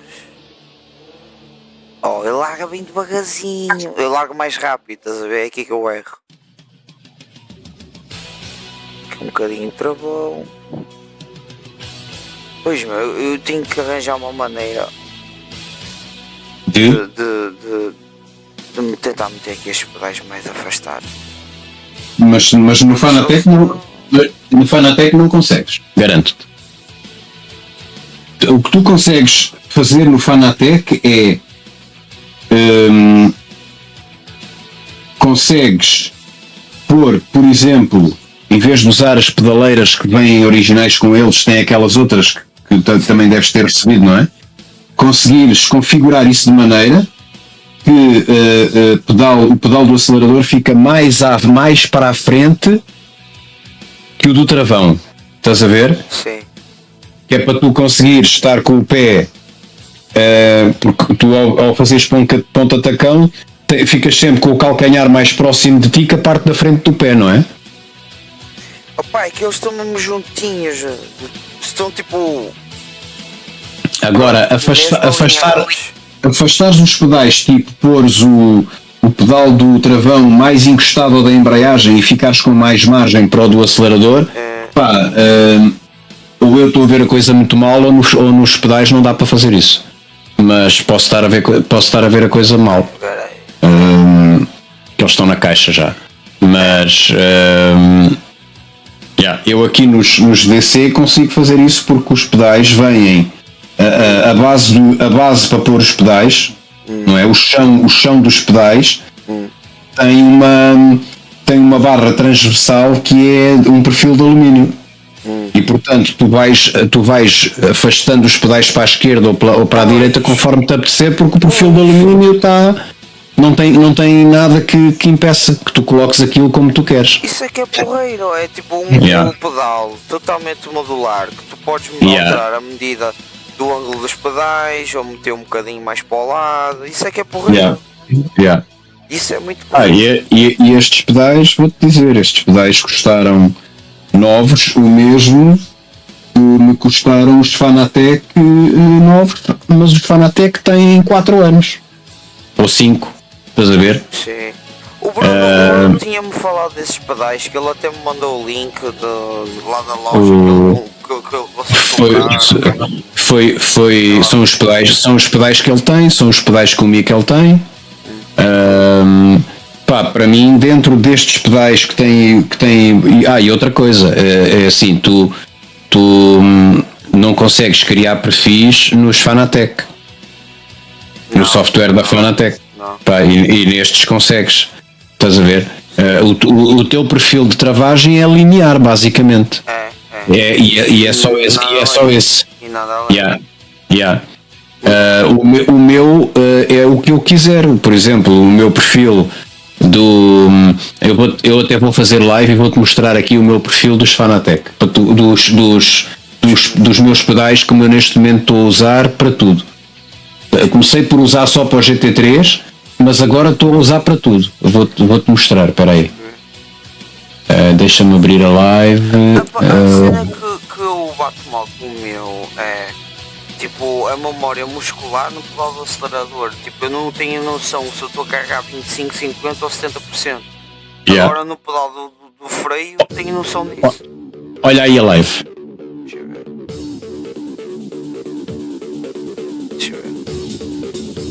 Estou a ver. Estás a ver? Não só tenho um perfil que não é linear para o travão, ou seja, o primeiro movimento de travagem é todo muito constante e depois, à medida que eu estou a levantar o pé do pedal de travão, aqui no perfil ele também está a suavizar. Portanto, o trail brake funciona na perfeição.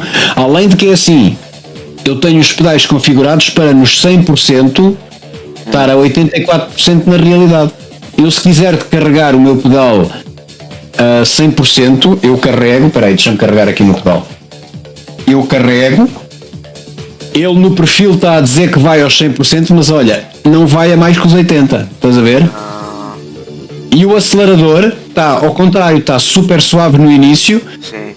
E depois, para que eu, na primeira, por exemplo, saí de Daytona na curva 1.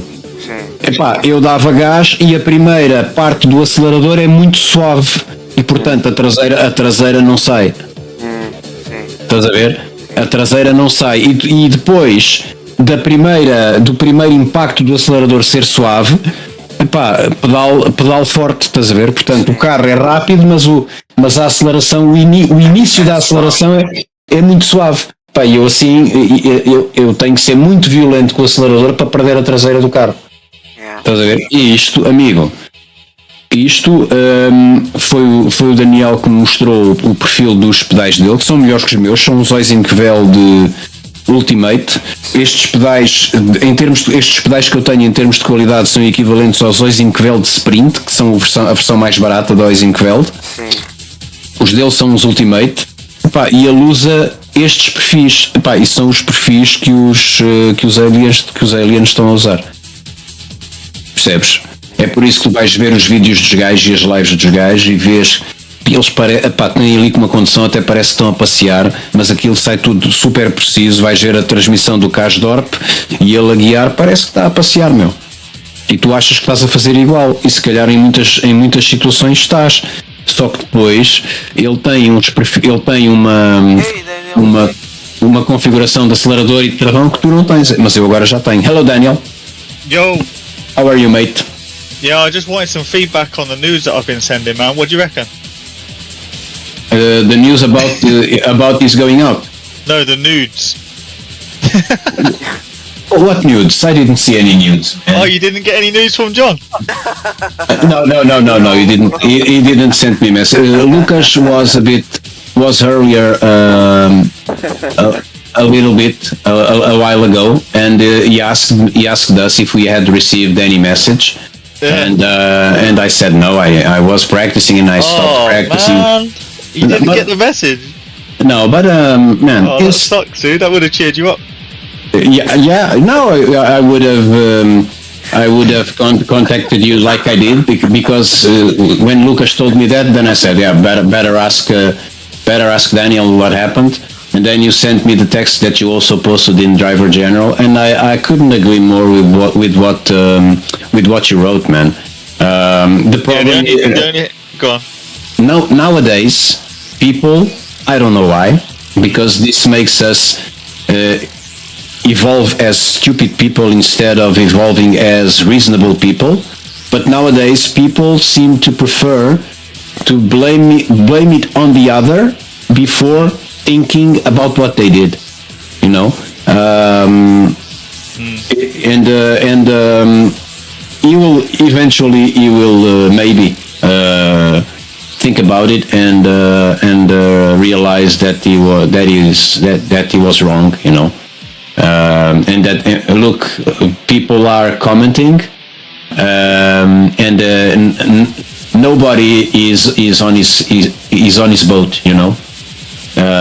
Everyone is agreeing about your decision, you know. Yeah. Well, But, basically, I removed John this morning, first thing as soon as I woke up, then I had to go out. And then I was thinking on the way back home, I should probably message the team and say, look, John's been removed, and here's why. Yeah. But then, as I got home, I come home to literally 10, 15 messages like, why is John sending me nude pictures saying that you've sent them? And I am like, what are you talking about? So then I get all the screenshots of him. He sent nude pictures with drawings on them, right? Like where the clitoris is and stuff like that. Wow. And that's what he sent, and then he's put it under my name. And he's saying that things is like, really low. That is really low. saying things like the Aerokinetics team leader and all this sort of stuff. He randomly sent this to me after the Daytona 24. You should ask him about it. And everyone's messaging me going, damn, what the fuck's this? I'm like, bruh. When Lucas arrived here and he asked me that, did you receive messages, some weird messages from John? And I said no. And I asked Lash, did you receive any message from John? And Lash also went to see no.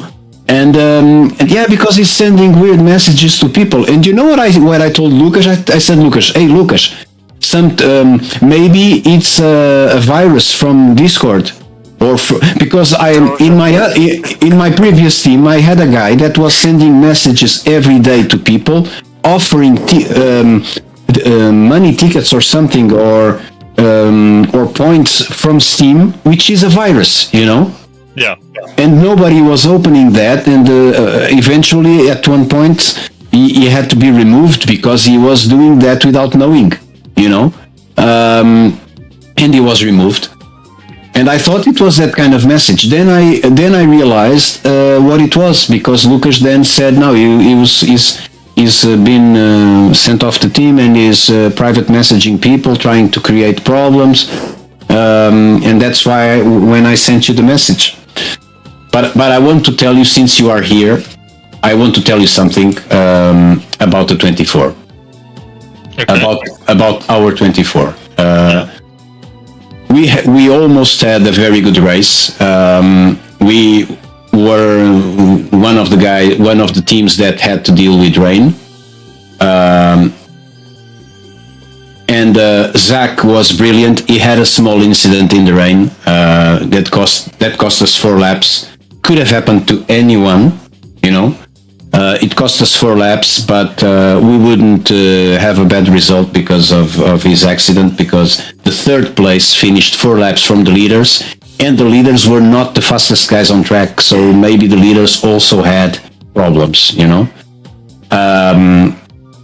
Robert was a total surprise to me, because I saw his looks in the stream. I finally found out in the team someone older than me, you know, because he looks to be like 60 years old or something. Yeah. But he drove phenomenally.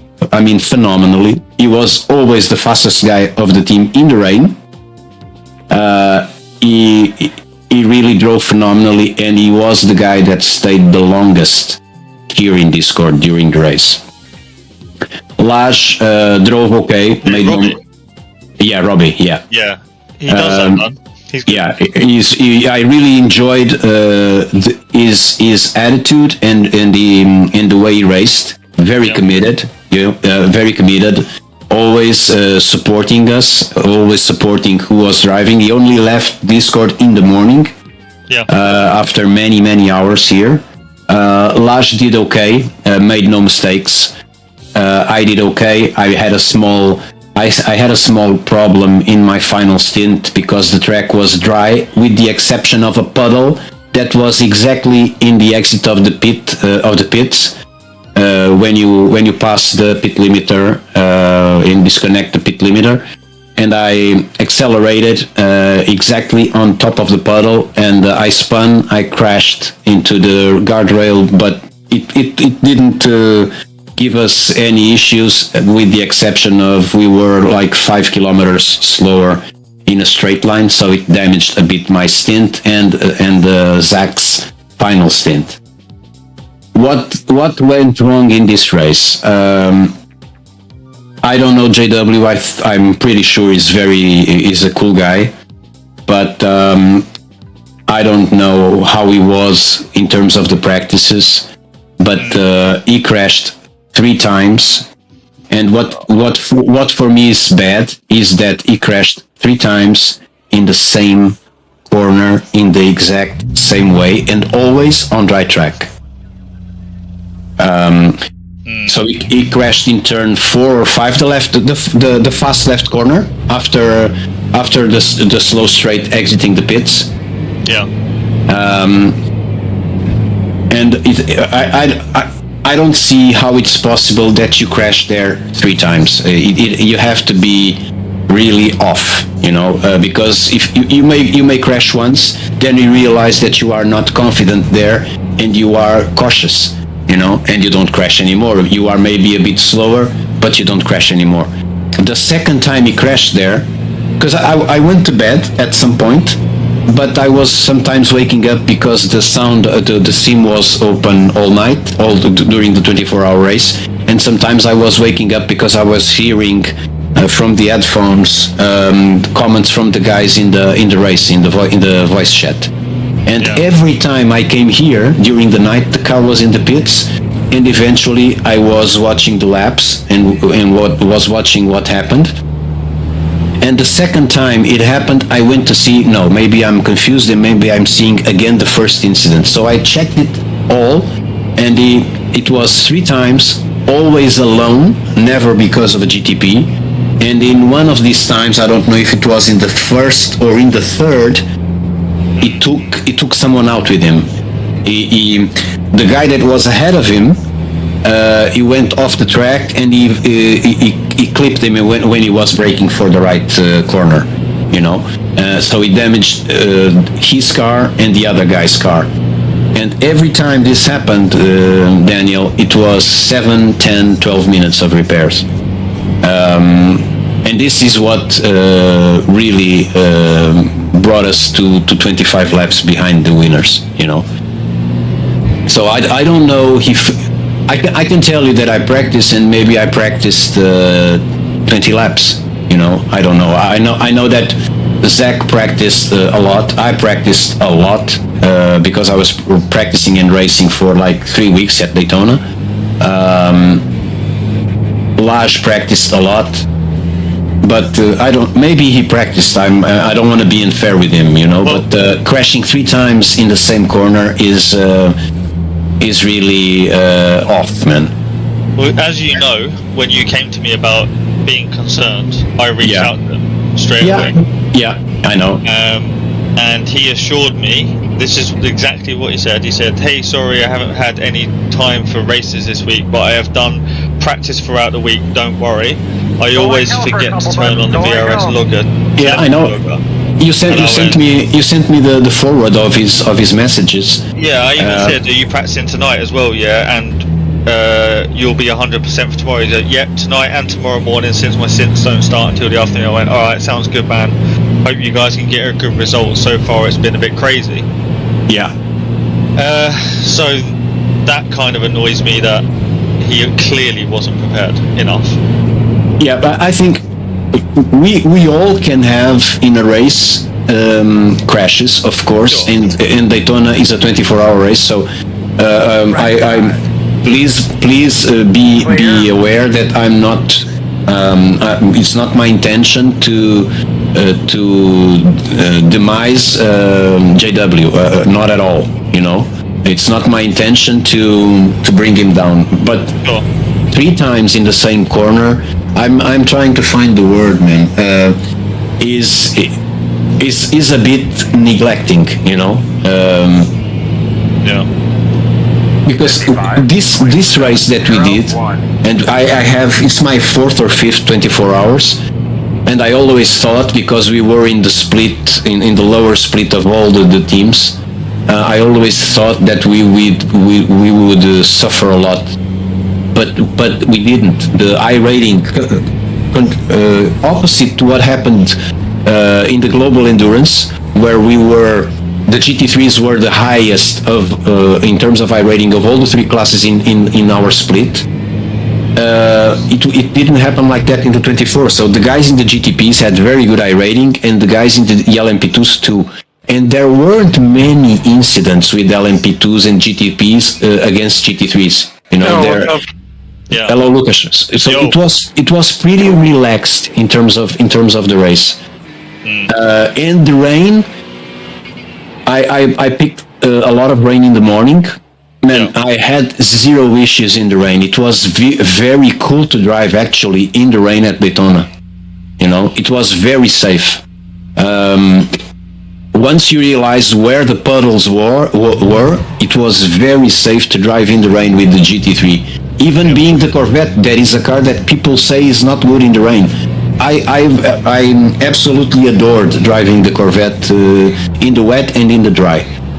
Yeah. But to crash 3 times, and I also think because I saw from the laps that after his 3rd crash, I wasn't here, but he probably asked someone to pick the car from him, because after he had to come from the pits, he didn't do a lot of laps until he crashed for the 3rd time, and then he stopped driving. So maybe he was, and I can understand that he was annoyed after crashing 3 times, but man, 3 times in the same corner is not acceptable. No, I think I'm gonna clearly state going forward that if people don't have their telemetry logger on, Yeah. and they're not logging a certain amount of hours that are deemed acceptable to all teammates involved, then you may well be removed, because I'm not going to take that risk again. I took Yeah. the guy's word for it. I trusted him that he forgot putting the logger on, but clearly it wasn't quite right, was it? Because And for instance, I've raced already. For instance, here with Chris, and I'm not the guy. I know that there are some guys that are maybe too honest, and they can't avoid when you crash. They can be just in silent or show you that they are really displeased that you crash. I can't do that. If a guy crashes in my car with me, I'm always gonna push him forward. I'm always gonna say, no problem, push, let's go, because it's what I would like people to do with me if I crashed or when I crash. So I'm not gonna do that, and I'm pretty sure that every other guy here wasn't able to do that also, but I'm pretty sure that everyone was upset because we knew that we had good pace. We were one of the best teams in our split in GT3s. Yeah. And we could have taken this easy, man. Easy. The guys that won and the guys that finished second were not at all the best guys. The guys that won, the only problem that Gamble had, that Robbie had, was because he was in the wet, in a time where it wasn't raining anymore, but the track is still wet. So if you use the dry line, it works. If you have to go wide and go to the dirt track where is the water and the rubber and some dirt also, the car was completely losing grip. And there was a moment where he had to lift before that same corner where JW crashed. He had to lift to not hit the leader of the GT3 cars because he was so careful trying to not to have any sort of issues that most of the time he was in the final hours very, very slow. And he had to go wide, he spun, and he was saved by a car that was behind him that clipped us and put the car straight again, So we had very, very good pace, and all the guys did tremendously, man. Zach was really cool in his driving, and also I don't know, it was the first time I dealt with him. Zach is really relaxed, all the time. You talk to him, and he seems like he's in a Zen frequency. He's always very chill, talking to you, and he was very, very competent in the track, But for me, Robbie is the biggest surprise because I was watching his stream and I said, wow, this guy is really old. But he was very, very consistent, and he was the fastest of all of us in the rain, man. Really doing good lap times. I was doing good lap times in the rain, and then Robbie took from me, and I was looking at his lap times and I was thinking, what the fuck, this guy can drive. Yeah. He just does, he's a machine, man. Literally. Yeah. He's a fucking machine. He'll go for like 13, 14, 15 hours easy. Yeah, and the difference in terms of the lap times was 1/10, sometimes less than 1/10, which in the rain with traffic is not so easy. So he was just like in autopilot, and he was just delivering lap after lap, And yeah, it was just this situation. We could have done all the teams could have done really, really well. We recovered till 9th. Did you just see what I posted? Sorry. Dude, the level of ego behind that state. Look, I said, "Whoa, dude, you were something else" to John, right? Yeah. After what he'd done, and he said, "Well, I guess people can still keep enjoying winning in your mediocre 3K splits." Oh, really? Wow, dude. Yeah, but it fits a bit. Wow. I don't know. I don't know if one day I would get to 4 or 5K. I don't think it will be easy because I know my limitations. But if I one day were to get there, I don't see myself thinking that I'm a better person because of it. But too many people are just arrogant with other people. Depending on their level of iRating compared to the other people, and that is just ugly, man. I don't know. How can you say this, man? It's quite funny though, because the reason why his team was so pissed at him was because he was 2 seconds off the leaders, right, in their split, and he was the slowest out of everyone in the team by an absolute mile. Even like 2K guys were quicker than him, right? Because he did 0 practice leading up to the event. He did 15 laps in the car before we actually started. 15. For real? 15 laps, dude. He had a week to practice, and he did 15 laps in the Acura. 55.1. Yeah, that shows how uncommitted to and disrespectful to the other guys that were supposed to share the car with him. Which was why they went. That was why they were going off their head, mate. And they were literally like, even though I was streaming everything, like, Dan, we need to speak to you. We need to speak to you. Like, this can't go on. And then John ended up crashing the car. But did you hear what he did about the fuel? No. So he couldn't catch anyone. He was down in 18th, right? He couldn't catch anyone. So he decided to take it upon himself to underfuel the car so he could catch people, right? Completely throwing strategy out the window, not discussing it with his teammates. He just wanted to catch people and overtake people, so he underfueled the car by 25 litres. What? What? Yeah, that's not a team. That's not a team, mate. But he didn't even catch anyone, and his average lap time was lower than 2K. My God. Wow. Yeah. Unreal. Oh fuck. Yeah, but if he is having this kind of behavior, he's not gonna be in the sim racing world for too long, or at least he's not gonna keep that high rating level too long. He's gonna start going down, man. Mate.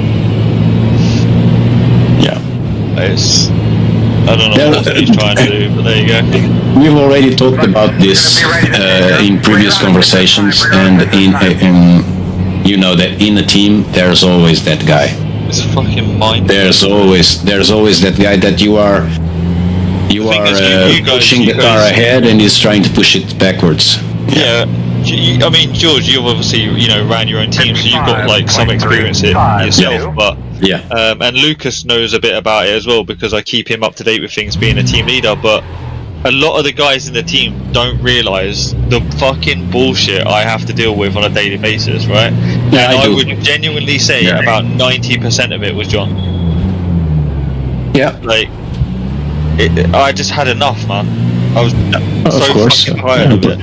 and probably maybe not, because you know when is the timing for you to make the decisions, but probably you really worked hard to not come to this. But there's a moment when there is nothing you can do, and you have to do this for the sake of the team, you know. Lucas can back me up on this, right? How long ago do you think I should have removed him, Lucas? Realistically, About half a year ago. half a year. So about 6 months ago, you think I should have moved Yeah. him? Yeah, you're probably not wrong. He's tried joining other teams with behind our back, and then I find out about it, and it's backfired on him. He's fucked Lucas off. He's fucked Bruce off. He fucked Travis off. Then he fucked all the other 4 guys off as well. Like, there's literally 7 people that don't want to race with him. Like, We've noticed you're driving. Yeah, all that over the new can't race happen in the team. and I mentioned that in the message. We Yeah, primarily do team races. You being a problem is not ideal. You know what I mean? Not only not ideal, he is really bad. Yeah. You know, he's really bad. If he's not a teammate, nobody wants to race with him. Was there anything in that message that I wrote to him triggering to the point where he decides he's going to start sending shit around to people with like nude pictures and shit? The thing I see is that I don't know how old is John. He's like 21, 22, maybe 23. Yeah. But the only thing I see is that because I mean you were extremely polite in your message. You picked on every point, on every important point, and you took it to him in the message politely, and he had a very good opportunity as an adult, which probably is far from being an adult, although his age should rate him as an adult, but he had every opportunity to look at your message honestly and think about his behavior, you know. But he's just immature, man. I think the basics with him is that he's just immature. These situations probably people don't do this just here. There has to be something in his character that forces him to act like this on a daily basis, and he's gonna suffer, man. He's gonna suffer. Life is not gonna be very easy with him, and eventually he will learn from his mistakes, which is not apparently is not gonna happen anytime soon. But he will learn from his mistakes, I'm pretty sure. I hope so, because he's not going in a good way, man. Sad, really. Yeah. Oh well. We used to. I hope the people that did receive the news, I hope it at least cheered them up a little bit. As you can see from the replies from so many different people in the team, and and important people in the team, all the guys are just with you in this matter. So it's his loss, man. He's not going to see that now because he was removed already, right? But but all the guys are with you on this subject. It's his loss, man. It's his loss. Hopefully now you get more time to chill out with the team instead of having to deal with crap that doesn't help the team and just annoys you. I mean, he's definitely one of the biggest headaches that has gone, so Yeah. he's well overdue. Yeah. Well overdue, man. Like, Yeah. I should have, to be honest, Lucas knows a lot more about it than pretty much anyone else in the team. When he drove for that other team in that league, High Pre or something they were called, I should have kicked him out there. Yeah, you should. You gave him 6. You gave him 6 months credit. Probably longer than that. It's more like 8 months. Yeah. I was pretty lenient, and mostly because I know that he's not quite wired right. You know, I kind of had a little bit of a soft spot, you could say. I felt kind of bad for the kid, and I was trying to steer him in the right direction. But fucking A, I didn't think it would come to this. Like, wow. I mean, I never saw a situation where it works that a guy races into teams at the same time. I never saw until this day. I never saw one situation like this that worked. And I know that this is something we do we all have our plans, we all have our goals. Some take this more seriously than others. But I know that this, being in a sim racing team, in most of the sim racing teams existing, is something for the fun. It's not something that we do. It's not a profession, you know. But it's about being serious and about commitment. In my team, there were people that said to me, "I race where I want. I don't need someone in the team to tell me that the team wants me to race here or there, because I race where I want, because it's me who pays the subscription and all this and all that." And although he is the person that says this is partly right, being in a team is about commitment, is about being connected to a group of people that are focused in an objective, you know. Depending on, anyone can get to that objective differently, but they have to have an objective, and there has to be things that connect people within the team, and it's about compromise. The same compromise. It's like You ask a friend to go out on coffee, and it's also free. No one is forcing you to do that. But then you don't leave your friend waiting in the dry because you decided to do something else. It's about commitment. It's about being serious. You can be serious here for the fun, but it's about being serious. Like you have to be serious in life, in your work, in the way you deal with people. This is a test for us to be serious, as in other things in life. If you're not serious, it's not gonna work, man. It's not gonna work. No. But the team is connected. The team is united, and it's honestly his loss, man. We're better off. Yeah, definitely. It sucks, you know. I know that I've been there where you are. It's annoying. You are probably pretty fucked with the situation because you like the guy, you know, and you don't like that people. It's a stab in the back, you know. You feel it. I felt it before. It's a stab in the back. You are his friend. You defend him. People are seeing stuff, but you still believe that he can get there, and you defend him, and then you get the final stab in the back. But with this we learn, man. This is life, you know. With this we learn. Yeah.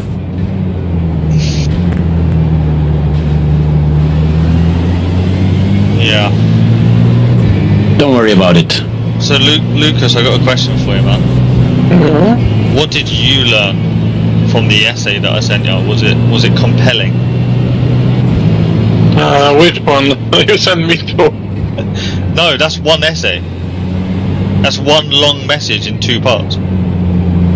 Yeah, but you are talking about, you know? Yeah, like the private essay shit? that John sent, yeah. Oh, like... How cringe is that? He's a bit like, It's crazy. backwards, you know? Yeah. To put a bit of context for the other guys, George, right? Yeah. Basically, John came, I don't know why, I have no idea why, but there's another guy called Alex. Do you remember Alex, actually? Alexandra? He was in the team before you left. Yeah. Remember him, right? The young Japanese guy, half Yeah. Japanese, half Spanish. Yeah. Basically, him and John are quite friendly, right? Yeah. He randomly created a group with me and Alex in Discord and asked us for advice on his dating app profile, right? And he ultimately went on to explain to us that he was a virgin and that he wanted to get girls, and he had heard me and Alex were quite good with girls, right? Yeah. So he wanted our advice on how to get girls, You wanted coaching. basically. Yeah. So we decided to take it upon ourselves to help this man achieve his dream, Get laid. Yeah. right? Yeah. So it took her about a month and a half, but we finally got there, and he decided to document his whole experience and For wrote real? a full-on essay and sent it to me and Alex. So I shared it with Lucas, and it's the fucking cringiest shit you'll ever read in your entire life. No, that's correct. 100%. It is so bad, bro. Yeah. It's so he definitely, yeah. And you tell me that, and I see, oh man. and I'm aware of what he did now. Yeah. And it gets stronger in my mind that he has issues, man. He needs help. Which is why I think I was so lenient with him for so long. Yeah, he needs help. I hope he has good people around him because he's gonna need him. Because he needs help. Yeah. Yeah. It's sad actually. 2, 6. And that's why I understand that maybe it took you so long to give up on the guy because he needs help. Yeah. Massively. Yeah. Massively. ho. It is what it is. We live in a moment where people are day after day more into themselves, and people are more selfish and more cold relating to helping other people, you know. Yeah.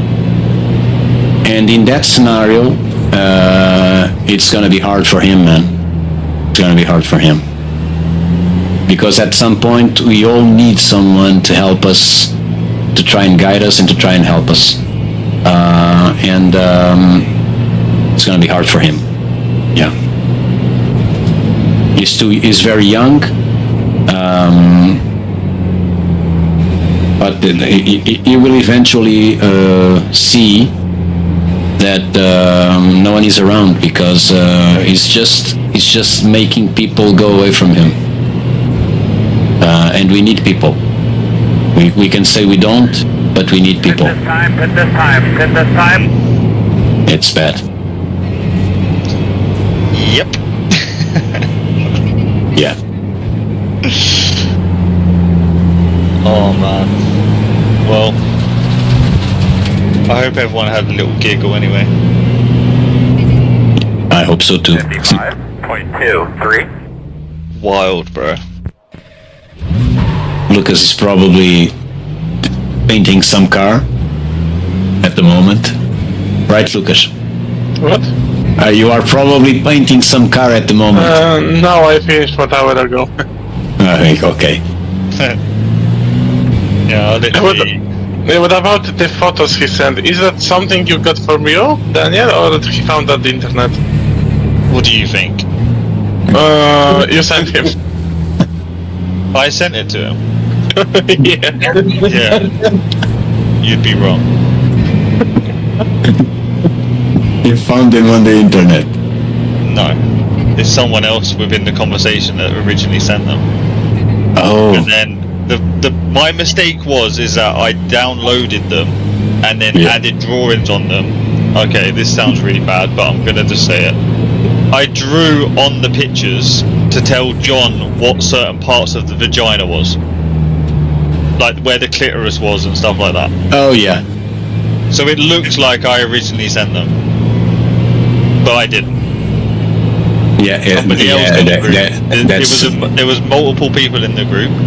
That is even worse. That is even worse because he was asking your help for a specific issue, and now he's making that trying to turn that around you, man. When you were just trying to help him. Well, like I said, that's ugly, man. That's really ugly. Yeah, well, the annoying thing is that I sent the pictures twice because we was talking in the chat as well as on voice as well at the same time. Yeah. So there was like a multiple way conversation happening. I sent the pictures and went, oh shit, I didn't add the drawings on. I sent the wrong. So I downloaded the pictures and I sent the pictures and then resent them again. With so the I drawings. sent them twice with the drawings on the second time, yeah. So I actually sent them technically 4 times because there's 2 pictures. I think there might be more actually. I think there may be 3 pictures. Might be was it just 2, Lucas? I can't remember. I think it was 2. Just 2, wasn't it? So there was 2 pictures originally. Pretty sure there was 3 though, but okay. 2 pictures originally. Downloaded them, sent them by mistake because I thought I was sending the ones that I drew the pictures on to explain what was what. Because Alex was like, I bet you don't even know where the clitoris is, John. And John was like, no, I've literally never seen a vagina. So we were like, well, we're on there and tell you what's what. Clitoris. Yeah, so like, I'm pretty sure the ones that he sent, yeah. Were the ones that he sent that had the drawing on? At least you were polite enough to not tell the people to which he sent the photos. Yeah, why? What's the story around it? So, because it would really be humiliating for him, you know. You were even polite enough not to do that, you know. And the ones that he sent also have the drawings on them. Of like, that's the fucking weirdest thing. Like, it has the drawings of like the 3 little boxes that I drew on there. Yeah. On paint. so that he knows where to put his hands on. Yeah. So it's like my mistake, I guess. You know what I mean? Yeah, you were trying to help the guy. I don't. Yeah, that's just ugly, man. That's just ugly. I don't know what he was trying to think he would achieve. Like, it's just a kid behaving like a kid. That's all. Just a kid behaving like a kid. Go like hell for a couple, bud. Go like hell. I don't know. But Lucas, did he send you anything else? Because it looks like he only sent to like 10 people. No, just a few pictures. It's just weird, though, isn't it?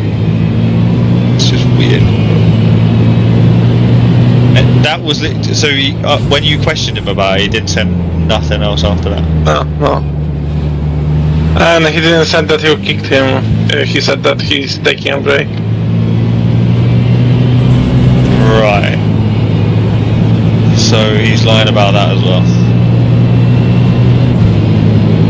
Okay. Also like bondage, bro. Who the fuck cares? I mean, what's wrong with bondage? Said Zach loud. Now Zach commented. What's wrong with bondage, bro?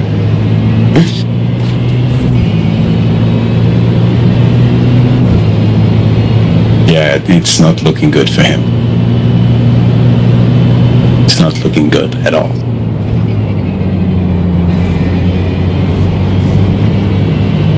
What are you racing this week, Dan? I'm very undecided. It's between the Nürburgring GP and the LMP2 or LMP3 at Barcelona, and LMP3 at Barcelona. I already did one race, finished P3, but I have the pace to be better. what setup should I not use? No. I'm just saying that it's the LMP3 is cool at Barcelona. The weather is good. Yeah. It's easy to deal with the traffic with the GT4s. Yeah. What you have to be concerned about is that the Nürburgring can be in dry or can be in wet, but it's not even a wet, like a very wet track. It's the situation that for me is the most difficult in terms of the rain in iRacing is when it just it's wet, but then it's drying, but it's not completely dry, and it gets really difficult to get the grip, you know. Especially because you'll be many times having to deal with the dirty parts of the track because you will be overtaken by GTPs that use the ideal line, and you have to go around, you know. Well, I'm leaning more towards the LMP3 just because I have the least amount of hours in the car, and I really want to next week. Road America's is IMSA LMP2, and Phillip Island, one of my favourite tracks, is in the LMP3. Yeah. So my thought process is if I drive the LMP3 this week and get more attuned with the car, right? Next week I already know that I'm rapid in the LMP2 at Road America, so I don't really have too much of a worry when it comes to practice because I know I'm going to be flying out of the blocks because the last time we raced there and the last time I even did the endurance there, I was right up there, so I know that I can be quick there, right? But I need to like get my head around the LMP3 a little bit more so that I'm ready for Phillip Island like straight away. Yeah, I've tested all the setups that I could get my hands on. So the VRS, the P1 Docs, the HIMO, and the one from Majors also. The Majors, the car is the rear is really loose. I didn't enjoy the VRS for this track. I think the car is really slow. It's a bit between the IMO and the P1 Docs because they are really good and very similar also. Yeah. I think P1 is probably the one. Yeah, I raced with the P1 Docs. I don't know. Okay. But yeah, whatever setup you choose, You it can go seems to through out. be the Coming on safest you. one, George. I want hard to drive but super fast. That's what I want. Yeah. So I'll test all of them and I'll confirm. Yeah. you have the you may have the majors, right? Yeah. Lars sent you. Yeah, Lars sent it to me. Yeah. Yeah. Cheers for that, George. Yeah. He's Yeah, I'm gonna test all of them. I think I've got 4 setups to test. So. yeah. But P1 is notoriously pretty good. Yeah. I'm racing today and tomorrow I'm racing also probably just with the LMP3. Then I dedicate to the GT3 for IMSA and GT Sprint. I will race in the weekend the GT Endurance with Sergis. Okay. Serge. Yeah. In the Acura. Have you two spoken? Yeah. He came up here a while ago and was making fun of me first, asking me with which car, and I said, "Oh, you're gonna tell me that you wanna race in the Porsche." He started laughing, but then he said, "No, we go with the Acura," because he already knows that the Acura is the fastest car. Yeah, I think the Acura is the best car at Suzuka. Yeah. Yeah, I did mention that. So you're doing that on... 5.1. Oh wait, you have Suzuka, that's right. Yeah, Saturday with him and Suzuka, Saturday in the afternoon, but I will be available to race with someone that wants to race the Global Endurance on Sunday afternoon, but I would have to be the last guy to drive the car because Sunday it's my day to visit my dad, and I will only be here at 5:30, which is 3 hours before after the race started, so I would have to finish the race, to the final 2 hours or something. Wait, what time are you back? 5:30 in the afternoon. So three and a half hours before after the race started, but with quali, I would be around to race the final 2 hours, I think. So you would need to do a 3-man team then, because Yeah. But what about you and Lars in the GTP? Lars doesn't have the GTP, man. And Lars is not like me and you, that we can jump into a car and into a track and practice and be there. He will probably start racing like tomorrow or Thursday, because first he practices and he's just doing that at the Nürburgring, but in the GT3 car. And in the Acura, and he will be to race Sunday afternoon, so we would need just one more guy. But this week I already started downloading again the setups for the LMP2, because eventually, sooner or later, I will start driving the LMP2. Okay. Lucas, do you want to drive on Sunday on your Smurf? 1, 2. Because you three are the only ones that have signed up for the GT3, so I don't know if you want to fuck around or not. Maybe he went, Lucas? Yeah, maybe he went to somewhere. Maybe he's dead. No. Maybe fall asleep in the PC or something. Yeah. I don't know. Yeah, there aren't too many people signing up for. I hope that Daniel comes back, that David comes back soon, man. Because he always races. He's racing. He's done a few races, and I've not heard anything from him. So, I mean, he's online right now. Bernays? Yep. That's weird. So I don't know if maybe. Oh, here he is. He's back.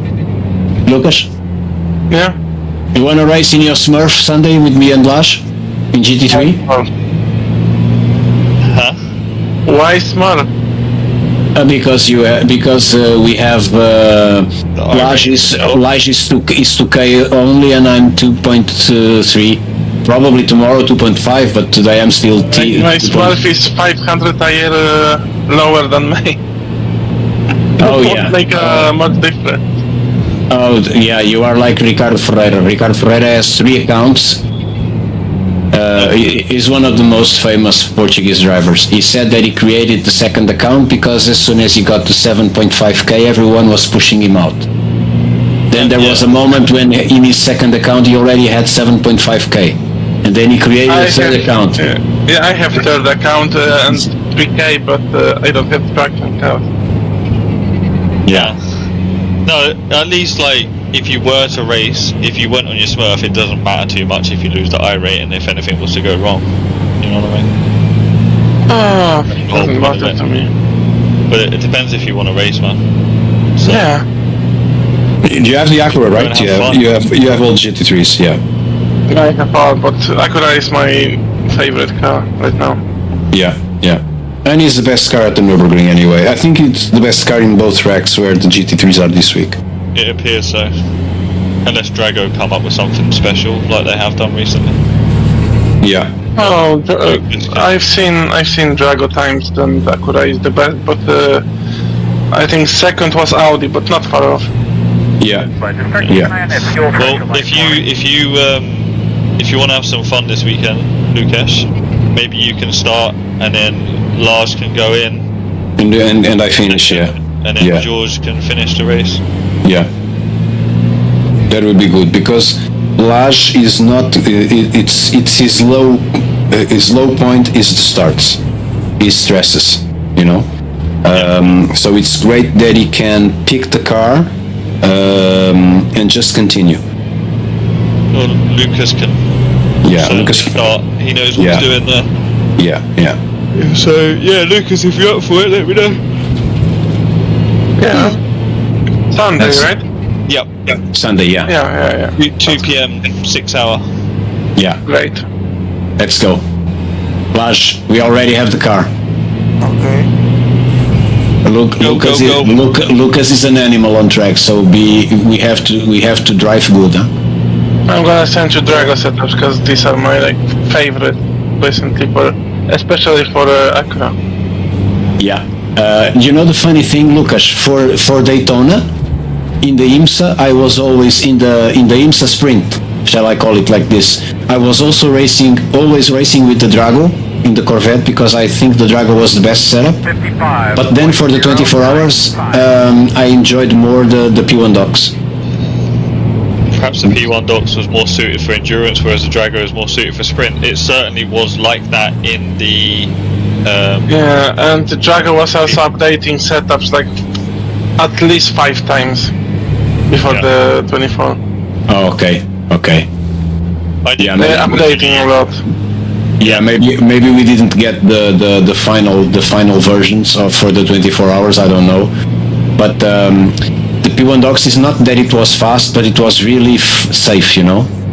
And it took good care of the tires. Yeah, because it's, in my opinion, it's like when P1 was released, like 1 year ago. Yeah.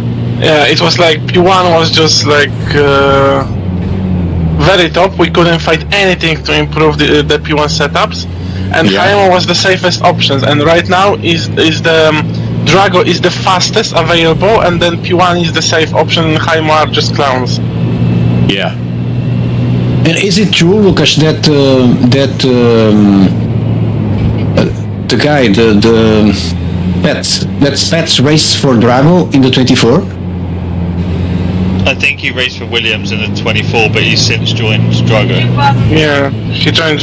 I don't know if he raced Daytona. In which team? But wasn't Spets the owner of P1 Docks? Yeah. Yeah, he's a Yeah. But he doesn't race for P1 Docks. He used to race for Williams Esports, Yeah. but he's since left and is now driving for Drago. I've heard rumours that he fell out with someone. I've also heard rumours as well, which is really interesting. I found out today 55.2. that there's a guy called Jonas from Finland, some big iRacing guy.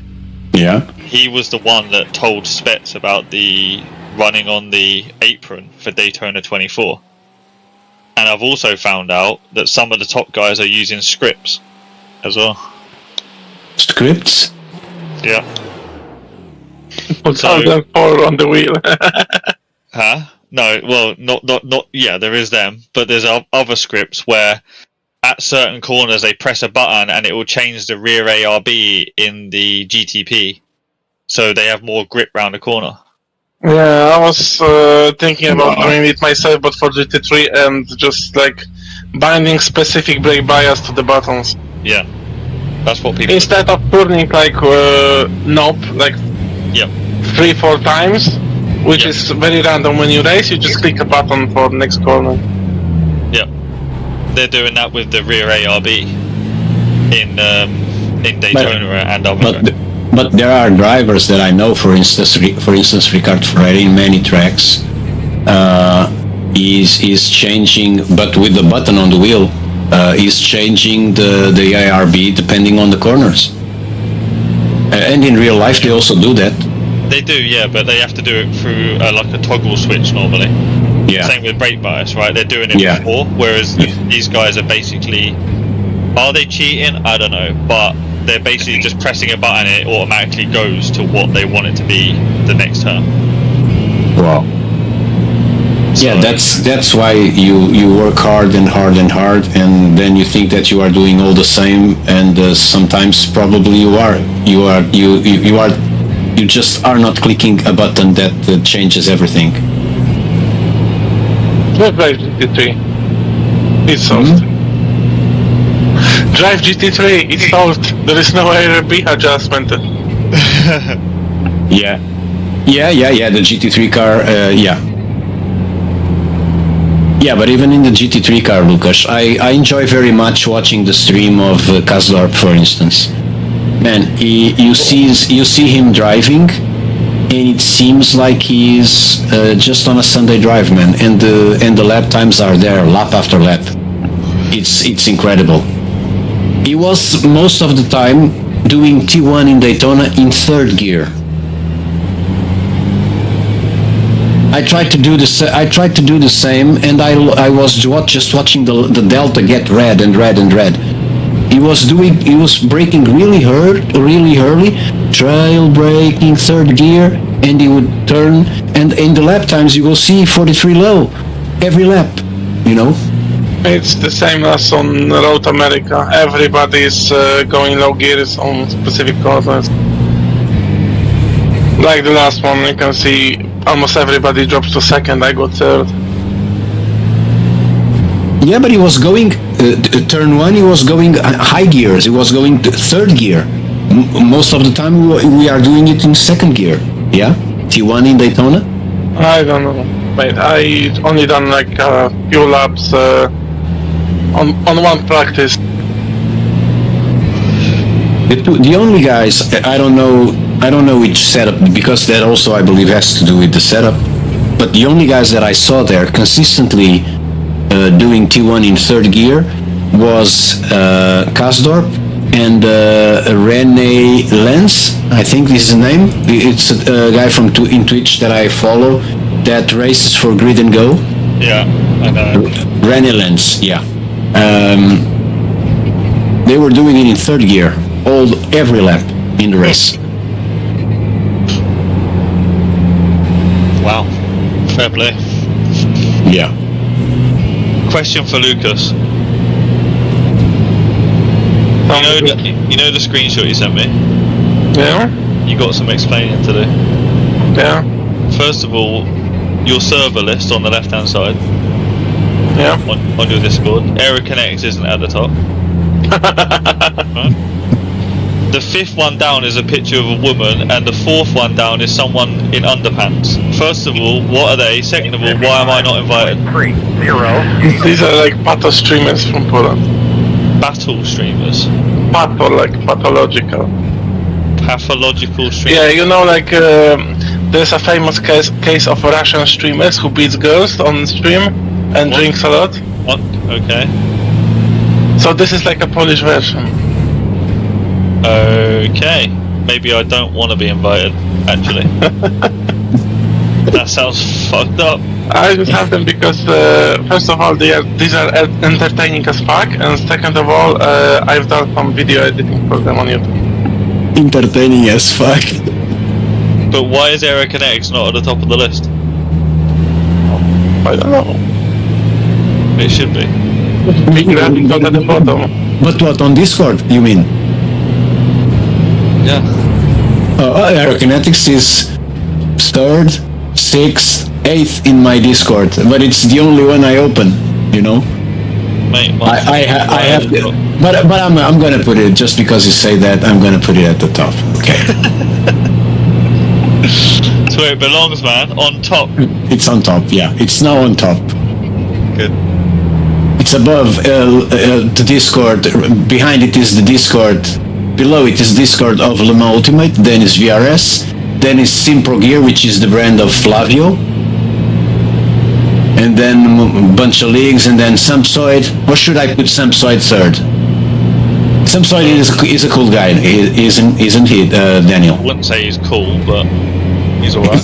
He's okay. If a guy that He certainly wouldn't go in the cool category. I'm in the cool category. He ain't in the same cool category as me, mate. No, I mean cool because I enjoy when I talk to when I make a comment to a big streamer and he replies to every comment. You know. Because you know me. That's why. Is Samsung the same level as Red Eye? Is he at the same level as Red Eye? No, he's way above Red Eye. Red Eye is a piece of shit. Who is Red Eye? Red Eye is a guy that originally started in StarCraft 2 and then started playing Counter-Strike back in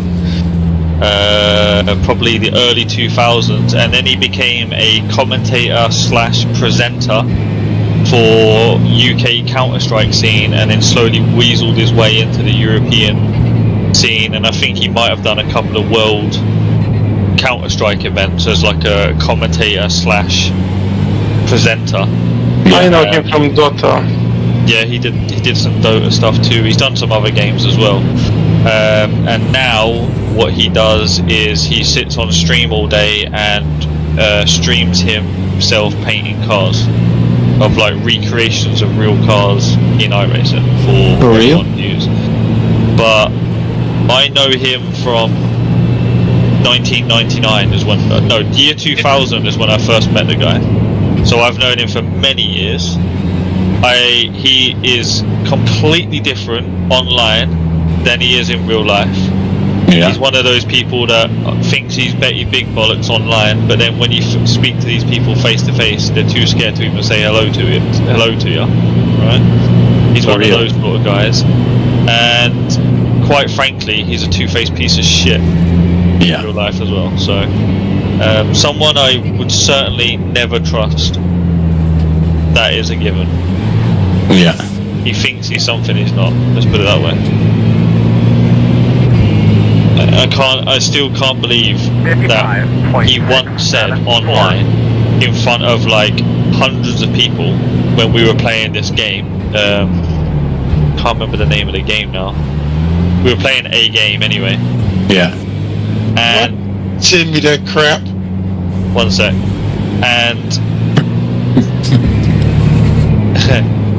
And we were playing some game anyway, and it was hundreds of people on the Discord. It was a UK community type thing, and he once said that if this guy doesn't shut up, he's going to beat him up at this LAN event. And then we went to this LAN event, and he ended up basically looking like an idiot. Anyway, Bruce, welcome to the conversation. Yeah, Bruce. I'm presuming that John has sent you some amazing pictures. Yeah, I wrote right back to him. I said, "Don't you ever send me this crap," and I just blocked him. Good. Yeah, he's decided when I removed him that he was going to send random pictures to everybody. He's childish. You see, exactly what I said to Daniel. He's a kid. And he has issues.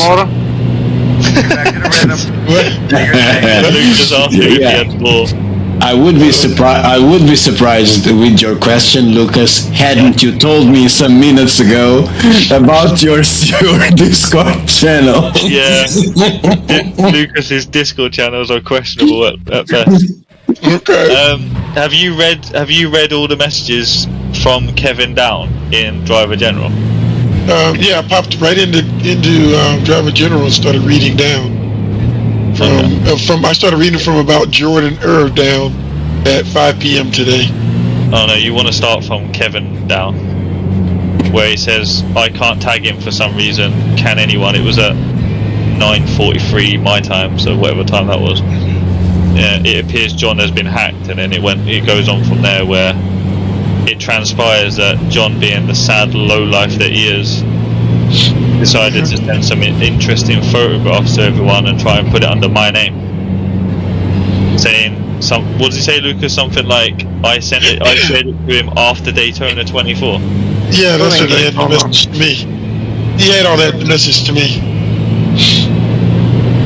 Wild, mate. I don't know. Wild. I'm like, well, you remember? Oh, fuck me. How long ago was it? It must have been months ago. You remember that conversation we had when we tried to get John laid? yeah, You were kind of privy to the conversation to an extent, Right. anyway. right. Well, Alex was in the conversation. There was a couple other people in the group, and someone else sent, I won't say who it was, but someone else sent the photographs into the thing. So I downloaded the photographs because John needed to know more about the female anatomy. So I drew little squares on there to kind of educate the little dickhead. And he's claiming that it was me that sent it, when in reality I've got the original screenshots and I can prove that it wasn't. So he can go fuck himself, the little weasel. Yeah, but that was in a context that is not the context for which he published the photos today or sent the photos in messages today. It's just ugly, you know. He's like saying that he said, Daniel, Eric and ex-team leader and fan of Bondage, I'm as confused as you are but thought you'd like to know. And Lucas was like, what happened? He said he shared them with me after Daytona 24, and Lucas was like, what the fuck's all this about then? And he goes, don't know why, he can probably tell you more, but I promise it's true. Seems like a weird thing to do. You think that's weird, bro? You should see what you're doing, man. Not Yeah. there. Straight, what the fuck is this, Lucas? Is this that sadist shit that you were talking about? Yeah, this is the Discord channel with the guy in red pants. That's his like most famous clip. With the hat on or with the hair? Is it the guy with the hat? Yeah, with the hat.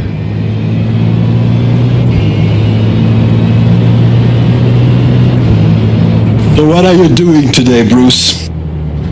Oh, right now I'm just reading this message that Daniel sent to John. Then I was going to try to learn a little bit of the Nürburgring GP, but I feel like crap. So I don't know, I'm just sluggish.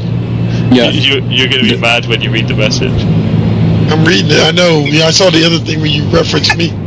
Because John already thought I hated him.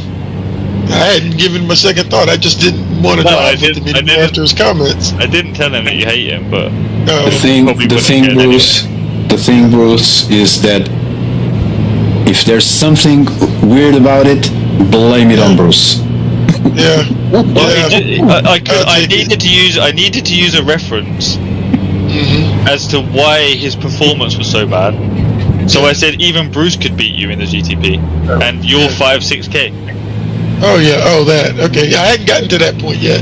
But but George, so you know, we did an endurance race together, John and I. Oh, okay. yeah. Jesus. And after the race, he was complaining.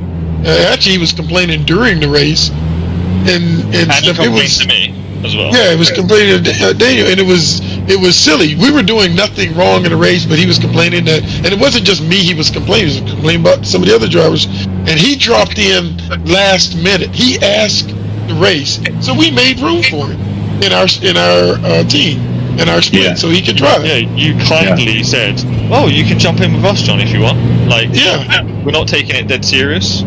Right. You know what I mean? And so then he complains about our pace and all of this kind of stuff, and says he doesn't want to race. I think he says he didn't want to race with me again. Yeah. I'm like, you know what? I really don't care. But after that, he thought I hated him. But I'm like, I could care less. I don't think about you that way. Why would I hate you? Right? I don't hate anybody. So, but I don't want to race with you anymore either. If you have the attitude of you're better than everybody else, and you don't want to race with somebody because they may not have the same pace as you, because you didn't have that pace when you first started. You had to work up to it anyway. So I just kind of forgot about him, but I never really turned my back on him. So when Daniel's talking about the thing we were trying to get him, Daniel was trying to get him laid. I was trying to tell him to go about it a better way, but I didn't ostracize him. I didn't alienate him.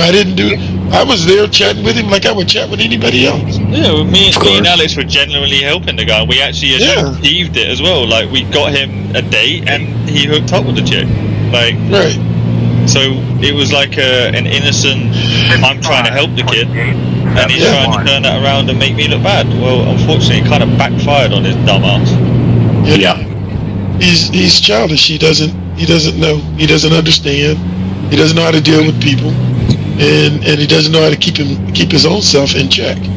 Yeah, it's basically what I said about him. Is 21 years old. His behavior is the one of a child. Although with 21-year-old, you're not exactly a child anymore, you know. But is still not there. Is still not following what a 21-year-old should do. Is just behaving like a kid and a stupid one. Yeah. Yep. Although, Lucas, he puts your cat love into shame, mate. Do you know why? Lucas? Is he DC'd again? He's probably has some problem because some moments ago he had to leave Discord and come back. Yeah. I'm going to tell Lucas something funny when he gets back. Because Lucas is the biggest cat lover. He's got like 7 cats, bro. Yeah. I had a cat for like 15 years old, a female cat. And when she died, I decided not to have cats anymore, because even to this day, and she died, it's gonna be 6 years soon that she died. Even to this day, I go to Portimão, and if I have to go in the street of the hospital where she died, I turn around before and I go to a different street. Even this long ago, I still can't go there, you know. So I decided not to have more animals anymore. Yeah. Bruce's dog eats better than I do, mate. Yeah, I just kicked him some food just so that because a big pie. Dogs and cats, when you have them when they're your company, you'll soon realize that they are better than people, because they just love you, you know. They don't judge you. They ask for attention, of course, but they don't judge you. They just love you, you know. And it's back, which is great. Yeah. And I just don't want to have them, because I suffered a lot when she died, and I'm getting old, and I would hate to have something happen to me and leave an animal with no company, you know. That's why I don't have animals anymore, but I miss having them, you know, because they're amazing, man. They're amazing. They're the best friends you can get ever, always. How are you getting on with reading the messages, Bruce? Pretty good. I'm reading the long one, but I was listening to you guys too, so I stopped a few times. Oh, yeah. The one where my removal message? Yeah, your removal message. She's pretty polite. And here's the thing, and it was extremely polite. It was more polite than I probably would have been. For the first time, Daniel actually wrote a message that would have been more polite than what I would have written. Yeah. Because I used to write all the really polite messages where Daniel would just say, "Go blink off." I never said that. Yeah, about when you sure did. I was like, "Daniel, that's kind of harsh, man. You know, we need to change." We don't want to alien. We don't want them going out doing stupid stuff in our living. That is the one thing that I'm worried about with John, with him sending porn to everybody. I'm like, why would you? So rest assured, he might be out there on track in our livery, you know, slamming into people, trying to give us a bad name. Just be aware of that. But you already removed him from the teams, right? Yeah, but he still has the base livery. Yeah. He still has the base livery for all the cars. There's no way of kind of policing it, really. No, there isn't. It is what it is, man. But eventually that will not work for him, because if he starts crashing people on purpose, he will get reported once, twice, 3 times, 4 times, 5 times, and then iRacing acts. Yep. Just ban him and stuff. Yeah. Yeah. Yep. And the thing is, if he's out there doing stuff really bad in our livery, just like when we had the other guy, Bannis, Bannock, thank you. Folks will come back and say something to the team. You know, say, hey, what's going on? You got this driver that's doing this. And we can tell them, hey, he's not one of our drivers. He was removed. He's trying to give us a bad name, yada, yada. Yeah. And you know, they'll understand that. And it'll get around. That shit never works. Yeah. Never works. And actually it'll hurt him for trying to join another team. Yeah. He'll hurt himself, though, I think. So, he didn't even understand that he was the one who did things wrong. He was the one that did not behave accordingly. So he's going to get into a new team, he's going to do the same shit, and it's going to be all over him again. If I have a lot of little birds around. If he applies for a team that I like and I get on with and we have some form of relationship with, trust me when I say they'll be getting warned about what he does when he leaves teams. Yeah. So he won't be getting in said teams. But if it's a team that I don't give a shit about and I hope that they collapse, then I ain't gonna say shit to them. They can take that. There is a team that I don't particularly like. I always get stressed when I see them in my split in endurance races. Although the latest experience with drivers with better iRating from that team has made me change a bit my opinion, but there's this team that it's THLF. Oh God, yeah. They are really, but for instance, they're not a team though. They're a community.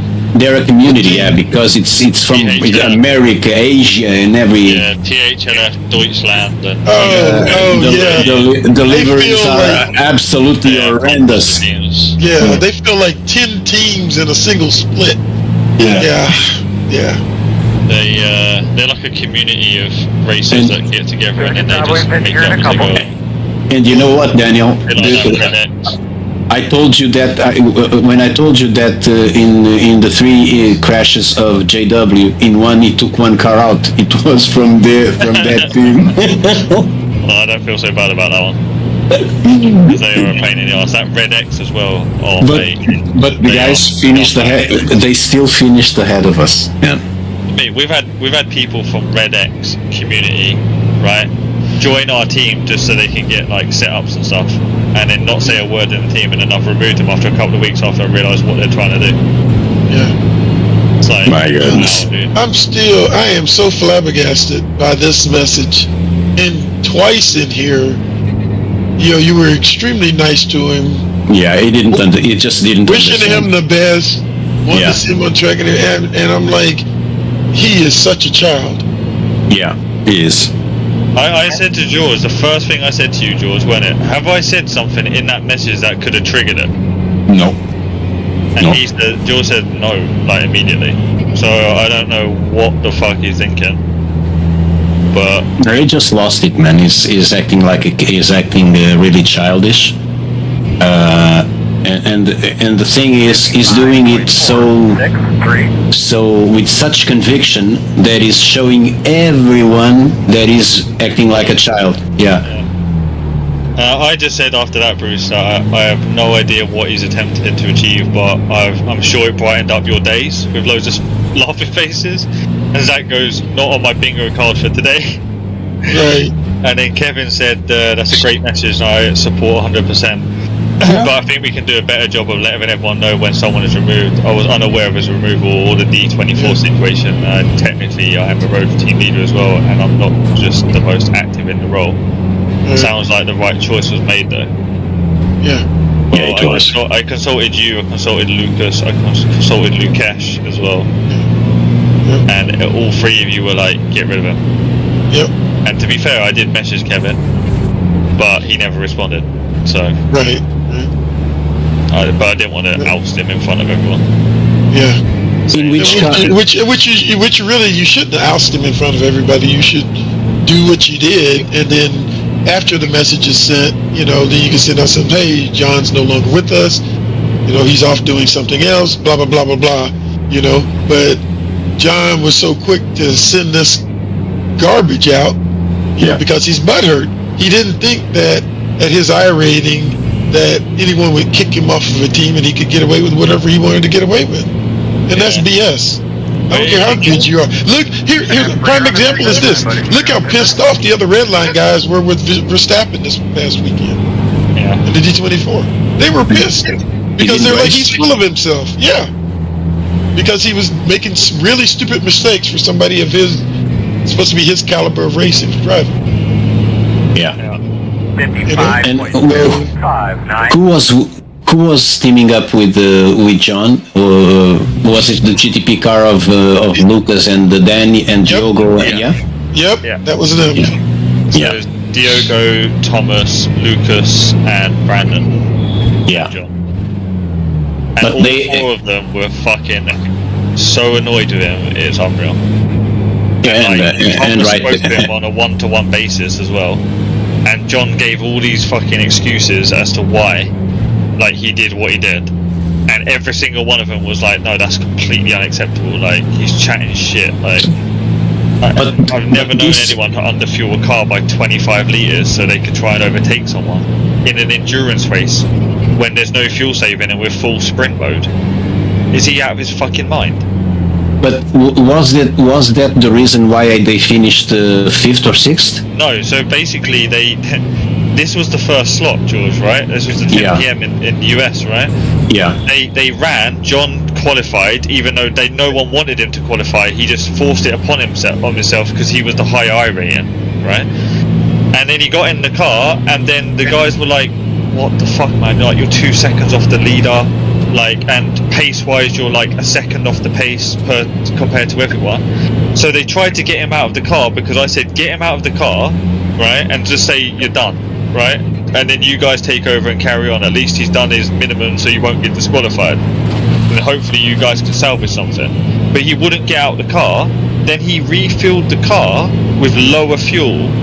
And his excuse was because he wanted to be able to overtake people, right? Just throw strategy out the window. But then he crashed the car before the end of the stint. And it was game over anyway. Yep. So and then the next day they raced. So I spent an hour sorting it all out, so those four could race the next day at 7 a.m. the next time slot, and start a new sheet up and everything, and get them all ready while I'm running my race. You know what I mean? Like, I had to sort everything out to make sure those guys were good, and then everything was all agreed and everyone was happy, and then they went on in the top split on 7 a.m. and got 5th, which is a great result. It is. They would never have achieved that with John in the team. And I even said in the messages, Bruce, I tagged you in it. I was like, look, you're going to be mad when you read it, probably, but there's no like disrespect there. It's just I'm making a point, and I it was a slight dig, if I'm honest, because of what he said about you at Road America, which was that you were the slowest and you were causing like the team to not win and all this. He was just butthurt that we were winning or we were second and you guys were third, right? In top split at Road America, by the way. But anyway,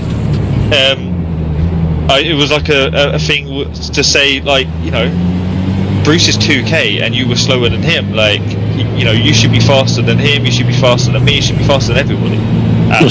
He should be faster than everybody. Yeah. At that sort of level, like, you should be faster than people that are 3k and stuff. And I would tell you this, at Road America, I'm not as fast as Daniel, but I'm not slow at Road America. So John was full of crap anyway. He's just full of crap. Like, that's the baddest thing. When we looked at the stats, you wasn't even the slowest. You were the second fastest. Yeah. It was John, then you. But I think only a couple attempts in it. I honestly think that he at the moment is on a roller coaster, and his I rating is gonna start dropping because I think his head is not straight at the moment. He's dropped over 1,000 I rating in a week. Yeah. I wonder if he's doing that. I wonder if he was doing that same thing that Kevin did. Eric. Oh yeah. Oh, what, the inflating thing? Yeah. Right, the inflating late at night and like just off to like 1.8k. Yep. and then Yep. always ensuring he gets a top 3, Yep. so that he inflates his I rating, and then whenever he drives in European time zone, he finishes like 32nd. Yeah, exactly. Maybe, but I've had enough of that. I tell you, mate. But yeah, like I said, I mentioned as well, in case you've not seen the post, please see the post above. It saves me responding all to messages. I would recommend blocking John. He's clearly trying to cause something, and in all honesty, it's a pretty immature attempt. If you've got any concerns, just message me directly. But he can only send these messages to people that are friends with him on Discord, right? Yeah, because he's not in the server any longer. Yeah. So he's not going to be able to message me or Lars. Yeah, he's blocked me, so I can't see who his friends are now. But Hey, Hey, how's it going? Yeah. Everything good and yeah. where have you been, man? Have you drank all the champagne from Belgium? Champione, ole, ole. I've been drunk these days. I'm still recovering, bro. I've been so fucking tired, man. Honestly, crazy. I'm okay. Yeah. Have you been racing Nürburgring, Miguel? Did yesterday the first one at the. How did it go? Finished on the green, so back up Okay. to 3.5. Okay. Nice, dude. You need to get the 4K plus ASAP. You're definitely at that level, bro. Yeah. I was already 3 times at 4K, but then I came back again to 3.7.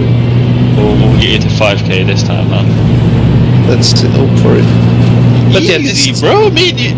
I tell you, man. Me and you, and even like everyone within the team was punching well above our weight. But I would say that me and yourself were doing around about 5-6K times, bro. Like we were quick. yeah, but it was the thing. If I feel that if I have a good car, I can do that times. But if for example, the last time I went to 4K, the next week was Barcelona, and well, I went for it, and it's not a good track for me, and I went for it just like, okay, I need to gain more and just lose everything there. Yeah, but you were under pressure. Yeah. That's why this week I did the first one on Nürburgring. Didn't felt great. Probably not race again this week. The next week is Road America, so Yeah. looking forward for it. Yeah, Road America is a track. I don't know nobody that doesn't like Road America. I know one person, that's Basic Ollie. I'm just laughing though at Jordan. Basically doesn't like Road America. No, he wrecked the car there and killed two GTPs. Jordan didn't get the pictures, and Chris said he wants to see some TDs. Yeah, Jordan's upset that he wasn't involved. Pernell has seen better days in terms of driving on iRacing, right? Yeah. I think he's in a low moment. Yeah. Maybe he's losing motivation or something. And I'm gonna tell you that tirade that he had, you know, when he almost, I mean, accidents happen at Daytona, plenty of them. But that tirade that he went on with the blankety blank this, blankety blank back, you know, and blank my finger up my butthole and all of this kind of crap. Oh, yeah. That did not, and it's being played over and over and over as a meme, and that does not go over well. I mean, not, and I'm not talking about just your average person, you know, seeing it. I'm saying sponsors, sponsors seeing that tirade and him not being able to control himself. What about the time when he purposely crashed into the barrier at Road America and then it bounced him back into the racing line? Kill those guys, and they weren't. It wasn't like those guys were way back. Those guys were up there in the hunt, and he ruined their races. You must have seen that, George, right? No, I didn't. Didn't see that? No. And he didn't get banned for it either. Ollie, no, he didn't. Basic, Ollie, Road America, crash. When you see this, George, you're gonna be like, you have got to be kidding me. Because he crashed his car on purpose because he was running what, 4th or something like that? Yeah, he was in 4th or 5th? Yeah. He wasn't in a bad place. He just says he just hates Road America so much. Then why did you join the race? You could have just drove into the pits, parked the car, and left.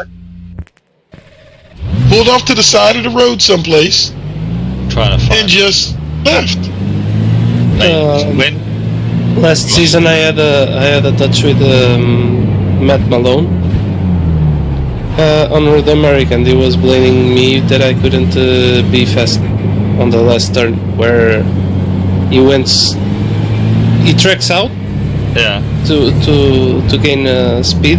I was on the outside, and he says that I was the causer of the problem.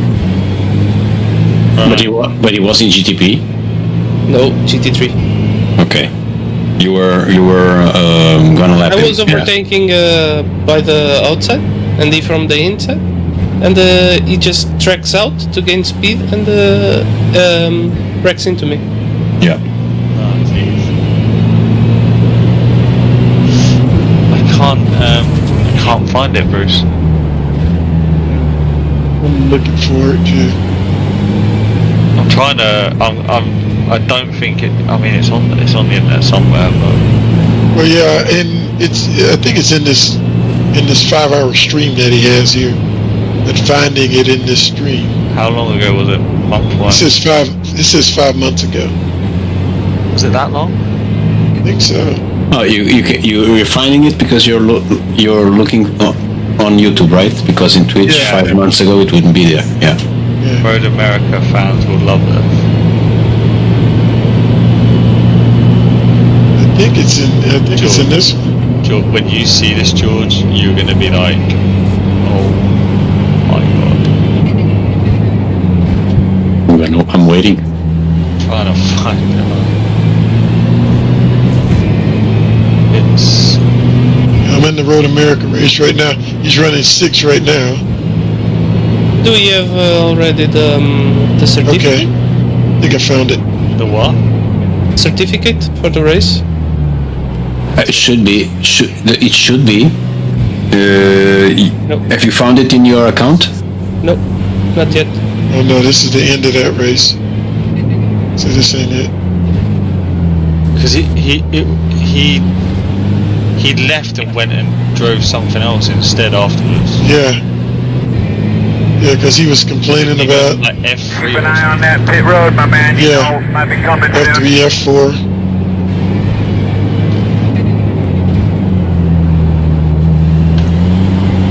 But he did what? He went into the wall so that he could return to the track?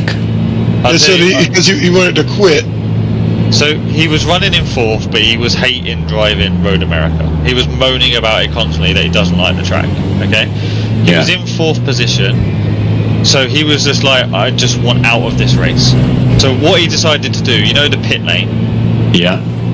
He drove up the pit lane, and then in between the pit lane and the start-finish line, there's a wall, isn't there? And Yeah. there's Yep. tyres in front of the wall.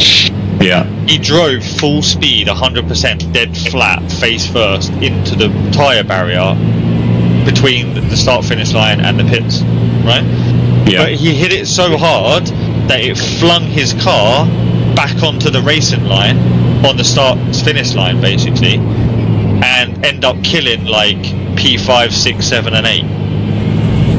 And he's like, oh my god, what have I done? Blah, blah, blah, type thing. It's... I recall, yeah, that It's that thing horrendous. is in a clip. Yeah, I'm trying to find. 55. Probably on his Twitch. Yeah, I think this is it. Is it on Twitch? It's on both. He was streaming on both. But I think I found it. I know in a moment. It was pretty fucking bad. Let's see if this is it. No, this isn't it. Let me check on Twitch. Maybe it I wasn't think 5 it's months here. ago. Maybe it was less than 5 months ago. Yeah, I think it was less than 5 months ago. He might have deleted the VOD. He was before, right? Yeah. I found it. He Yeah, was send it, driving send the it. GTP. Yeah, Send it to me. Send it. Send it to me. Send it in the chat, the open Yeah, chat. in the chat. Yeah. Open chat of the voice channel. I can How did you choose. find it? Alright, do that. Rage quit, here we go. There's rage quit. You guys watching, yeah? Hold on. Shush. I'm watching. I'm not watching yet. Alright, now I'm watching.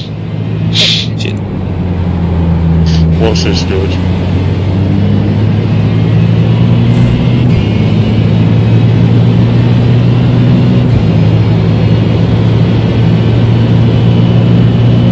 Come on, man. Hustle around your pit. Hit this time.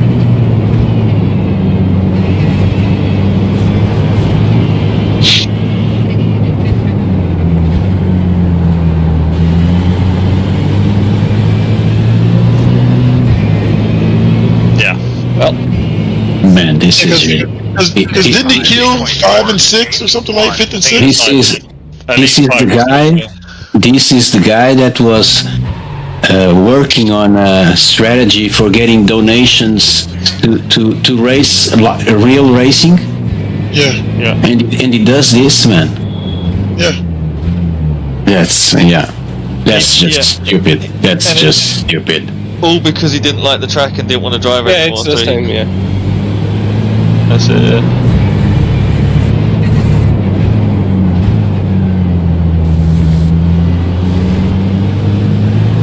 It's the same. He knew he really fucked up. Yeah. And we all make mistakes. Everyone's I'm streaming and I'm definitely gonna make some dumbass mistakes. One thing I swear way too much, I'm gonna cut that shit out. I do it in real life, I don't care about swearing, but on the stream I need to cut it out.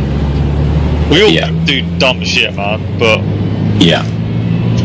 you also need to be accountable for it. Did he lose? Did he had results in terms of the people watching his stream from that moment on? They were giving him a ration of crap. Yeah. His own people were telling him how bad that was. Yeah. And so he came out with an apology for it and everything. And he was originally worried about being banned for a while. Yeah. He could have easily been given a vacation. Yeah. For sure. Because he's deliberately crashed the car because he didn't want to race there anymore for some reason and just lost his head and caused that. It's like, But that's the thing. I don't know if that depends on the marshals, on the type of the marshal that watches the incident. Because I would never I can never understand why some people do such stupid things and serious things, and they are reported and they are not suspended, man. Yeah. I was suspended in my 3rd day of iRacing, man.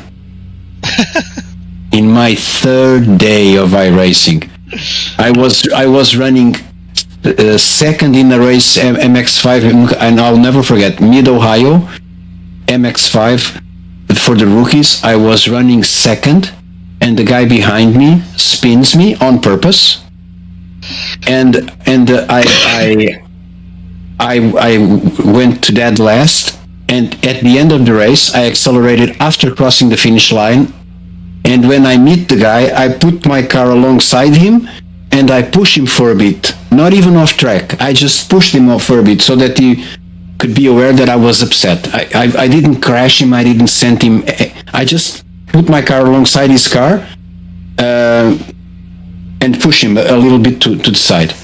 He reported me and I was suspended. And the guy said to me that experience told them that if they suspend me at that moment, I would learn.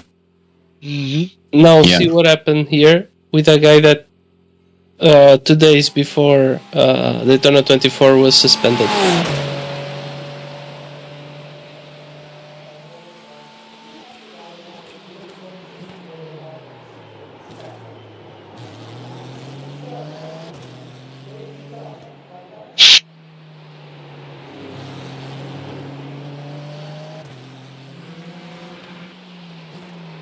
It's for the LMP2.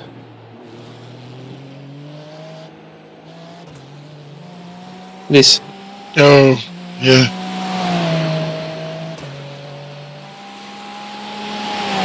He was suspended, that guy? Yeah. Yeah. I missed it. I fucking lagged out. They're showing it right now. But Oh Jesus. Okay. I mean that's deliberate, isn't it? That looks it deliberate. was, Yeah, they had touched earlier, and then he came back and went right into him. I believe I showed you guys one situation of one Spanish driver that I reported. I believe I showed it. Let me see. I think I still have the replay. I reported. This is such a gross retaliation. The next week he was there racing Daytona. He was not suspended, man. I can never understand that. Videos, iRacing. I had a Spanish guy that I reported as well called Jacobo Paz. Luis and I, when we raced in the 6 hour, there was I don't there have was a it. guy. I don't have it anymore. Yeah, I deleted it. Yeah, there was a guy that we reported that was intentionally wrecking us. Man, he was in a group of 3 cars, and the car behind in that group of 3 cars went on braking for turn 1. He didn't brake in the right moment, and he hit his rear in a way that the car starts spinning towards the wall that separates the pit exit from the track, and he crashes on the inside of the pit wall, so he stays in the pit exit. He then accelerates flat out. He doesn't respect the pit limiter. Yeah. He crosses the white line on the exit of the pit, focused on hitting the guy. Yeah.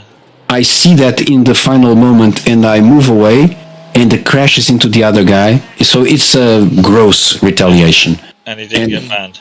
And I reported. They said I won the report, but you never know what the result of that means. Yeah. And the next week for Daytona, he was there because I saw him there. You know. Speaking of, he was not suspended. Speaking of the instance that you encountered, Bruce, just want to bring it to Miguel's attention, seeing as he's the one that caused everything. It was my bad. I recognize that. It was. But that's different different from the other one. This was for the 24-year, but that guy oh my gosh. That white. We wanted to strangle that guy. Yeah, the white and red Porsche. Yeah, we really wanted to kill him. But when Adrian told him what he did, all that crap just calmed down. He says, "Look, we already clipped you 3 times. Yeah. You know, we're gonna, so we can report you." I mean, and they just immediately. Miguel didn't do it on purpose. It was I would say it was like 70-30 late, right? But there was netcode as well. Now, if there wasn't netcode, would they have still made contact? Maybe. But a little less likely. Maybe 60-40, right? Right. It certainly, was a smidgen late, but at the end of the day, you need to be a little bit more aware, like, this is going to happen. I'm aware of it in GT3s, I'm aware that if a GTP is up my inside, they're showing the inside the whole time, they're probably going to go for it. I will lift and let them go. Yep. You know what I mean? Yeah. So it was bad for me for the judging to the corner, but also bad for him because it wasn't just me passing him. It was about two LMP2s and me. Yep. So he could lift. He wasn't racing anyone at that moment. He was alone on the track on that point. So. And he never lifted. He went full throttle into the corner. He never at any point acknowledged that he was going to get overtaken. He just went for it. Yeah, but I take the blame and it's on me because the fastest car just needs to pass with the safety. but Yeah, but as the party being passed, he's also responsible for helping you get past. Not that he has to stop or anything else, but he shouldn't do anything that's going to hinder you getting by him either. But So he was basically, like, he was racing you to the corner, is what he was doing, so he He could was a hold GT3? everybody up. Yeah, he was in a GT3. but he was in what position in GT3? Do you know? P3. P3, yeah, okay. I think it's P3, and he was miles behind P2 and P1, yeah. and Yeah. he was way ahead of P4. Was your incident going into the bus stop or going into turn Yeah. one? Bus stop. Going into the bus stop. And see, all along that wall, if he was up there, he could. If he had seen you guys coming and goes, I think they're gonna get me. They're probably gonna dive on me. He could have lifted way back, and all of you guys would have gone right through, and I he had would come right several- through. I had I've done several that before. situations. Yeah, I had several situations where I saw that it's about awareness. You know, Yeah, it's survival. you see the relative you see is coming, and you see that he's probably gonna dive because there is no room anymore for him to brake behind you. So there were many times in the race where I just delayed. I didn't delay the braking, but I delayed the turn in so that I could Yeah. give him room to pass, you know. Yeah. But it's about awareness, man. Yeah. One thing that Miguel did really well as well, right? He at no point did Miguel tuck in behind him and then suddenly pull out and dive down the inside. If I remember it correctly, Yeah. at least. Yep. I'm almost certain, and Miguel, you can correct me if I'm wrong here. I'm pretty certain the whole way down the street you were on the left-hand side of the track, indicating that you were going for it. Yeah, I was behind the LMP2 Yeah, because you were following because the I two wanted LMP2s to that follow also the LMP2 and stay behind the LMP2 for the bus stop. Because if I was behind the GT3, I will lose the gap. Yep. And since being behind the LMP2, I could lift and the fuel save and everything, but my entry corner speed would be well above than behind the GT3. Yeah. And I'm gonna tell you, like with It's Lucas, 50-50, but I take the blame on that. It's well, what George was saying about delaying, I passed quite a few of them that delayed their entry, and I had a couple that didn't delay their entry, and this wasn't in the 24-hour, this is in the regular race, but I just cut the corner, took the slowdown in the off track, because I knew I was going late. And in the 24, I did go late on one guy. He didn't die, and I think I came off with a 0x, but I didn't kill him, and I didn't get any damage out of it. You know, but I did say, ooh, that was late. And Adrian agreed, yeah, that was late. You know, and I apologized to the guy right after I came out of the bus stop. You know, and he was cool with it, you know. And you know, and all he said was, hey, it crap happens. And he was more appreciative that I apologized than just, you know, with no apology, you know. But he, you know, he didn't, I know it was last minute, and he gave me room, as much room as he could give me without him dying going through the bus stop. So, you know, it was just one of those things, you know, the timing was just that close. So there, the guy in the Porsche, they were just being real bad jerks, and you know, and they weren't driving to survive. They weren't driving to ensure that their car wasn't messed up. They were driving as in, we don't have to wait on anybody. We don't have to brake for anybody. This is my line, and I own it, and you're just gonna have to deal with it, type of deal. And that's the attitude that gets them killed. Yeah, that's for sure. Yeah, that's for sure. That's the same thing I told another guy in one of the races. I told him, I said, as long as you keep driving like that, you're always going to wind up with your car broken. Because if you're not willing to give, if you're not willing to see where somebody else is trying to pass you and help them facilitate that pass, okay, well, you can be in the pits. It is what it is. Yeah. It's IMSA. It's multi-class. Get used to it. Get over it. Yep. Get over it or get under it, mate. That's what I say. Yep. If you don't want that, then go run just strictly the GT3s. only GT3s. Get out of the multi-class stuff. Well, it's been an interesting evening. Yeah. I'm off to bed too. I can't believe I logged into this thing after reading Daniel's message, and I go in and that's all I see. I'm like, you could have just said, don't even read it, just hit delete. Just hit block. I was curious if he was to send yourself something different to everyone else. But apparently it's a copy and paste job. Yeah. You might have sent it out as a mass deal. I don't know. Fucking wild, isn't it? Yeah. Absolutely lost his head, mate. Yeah.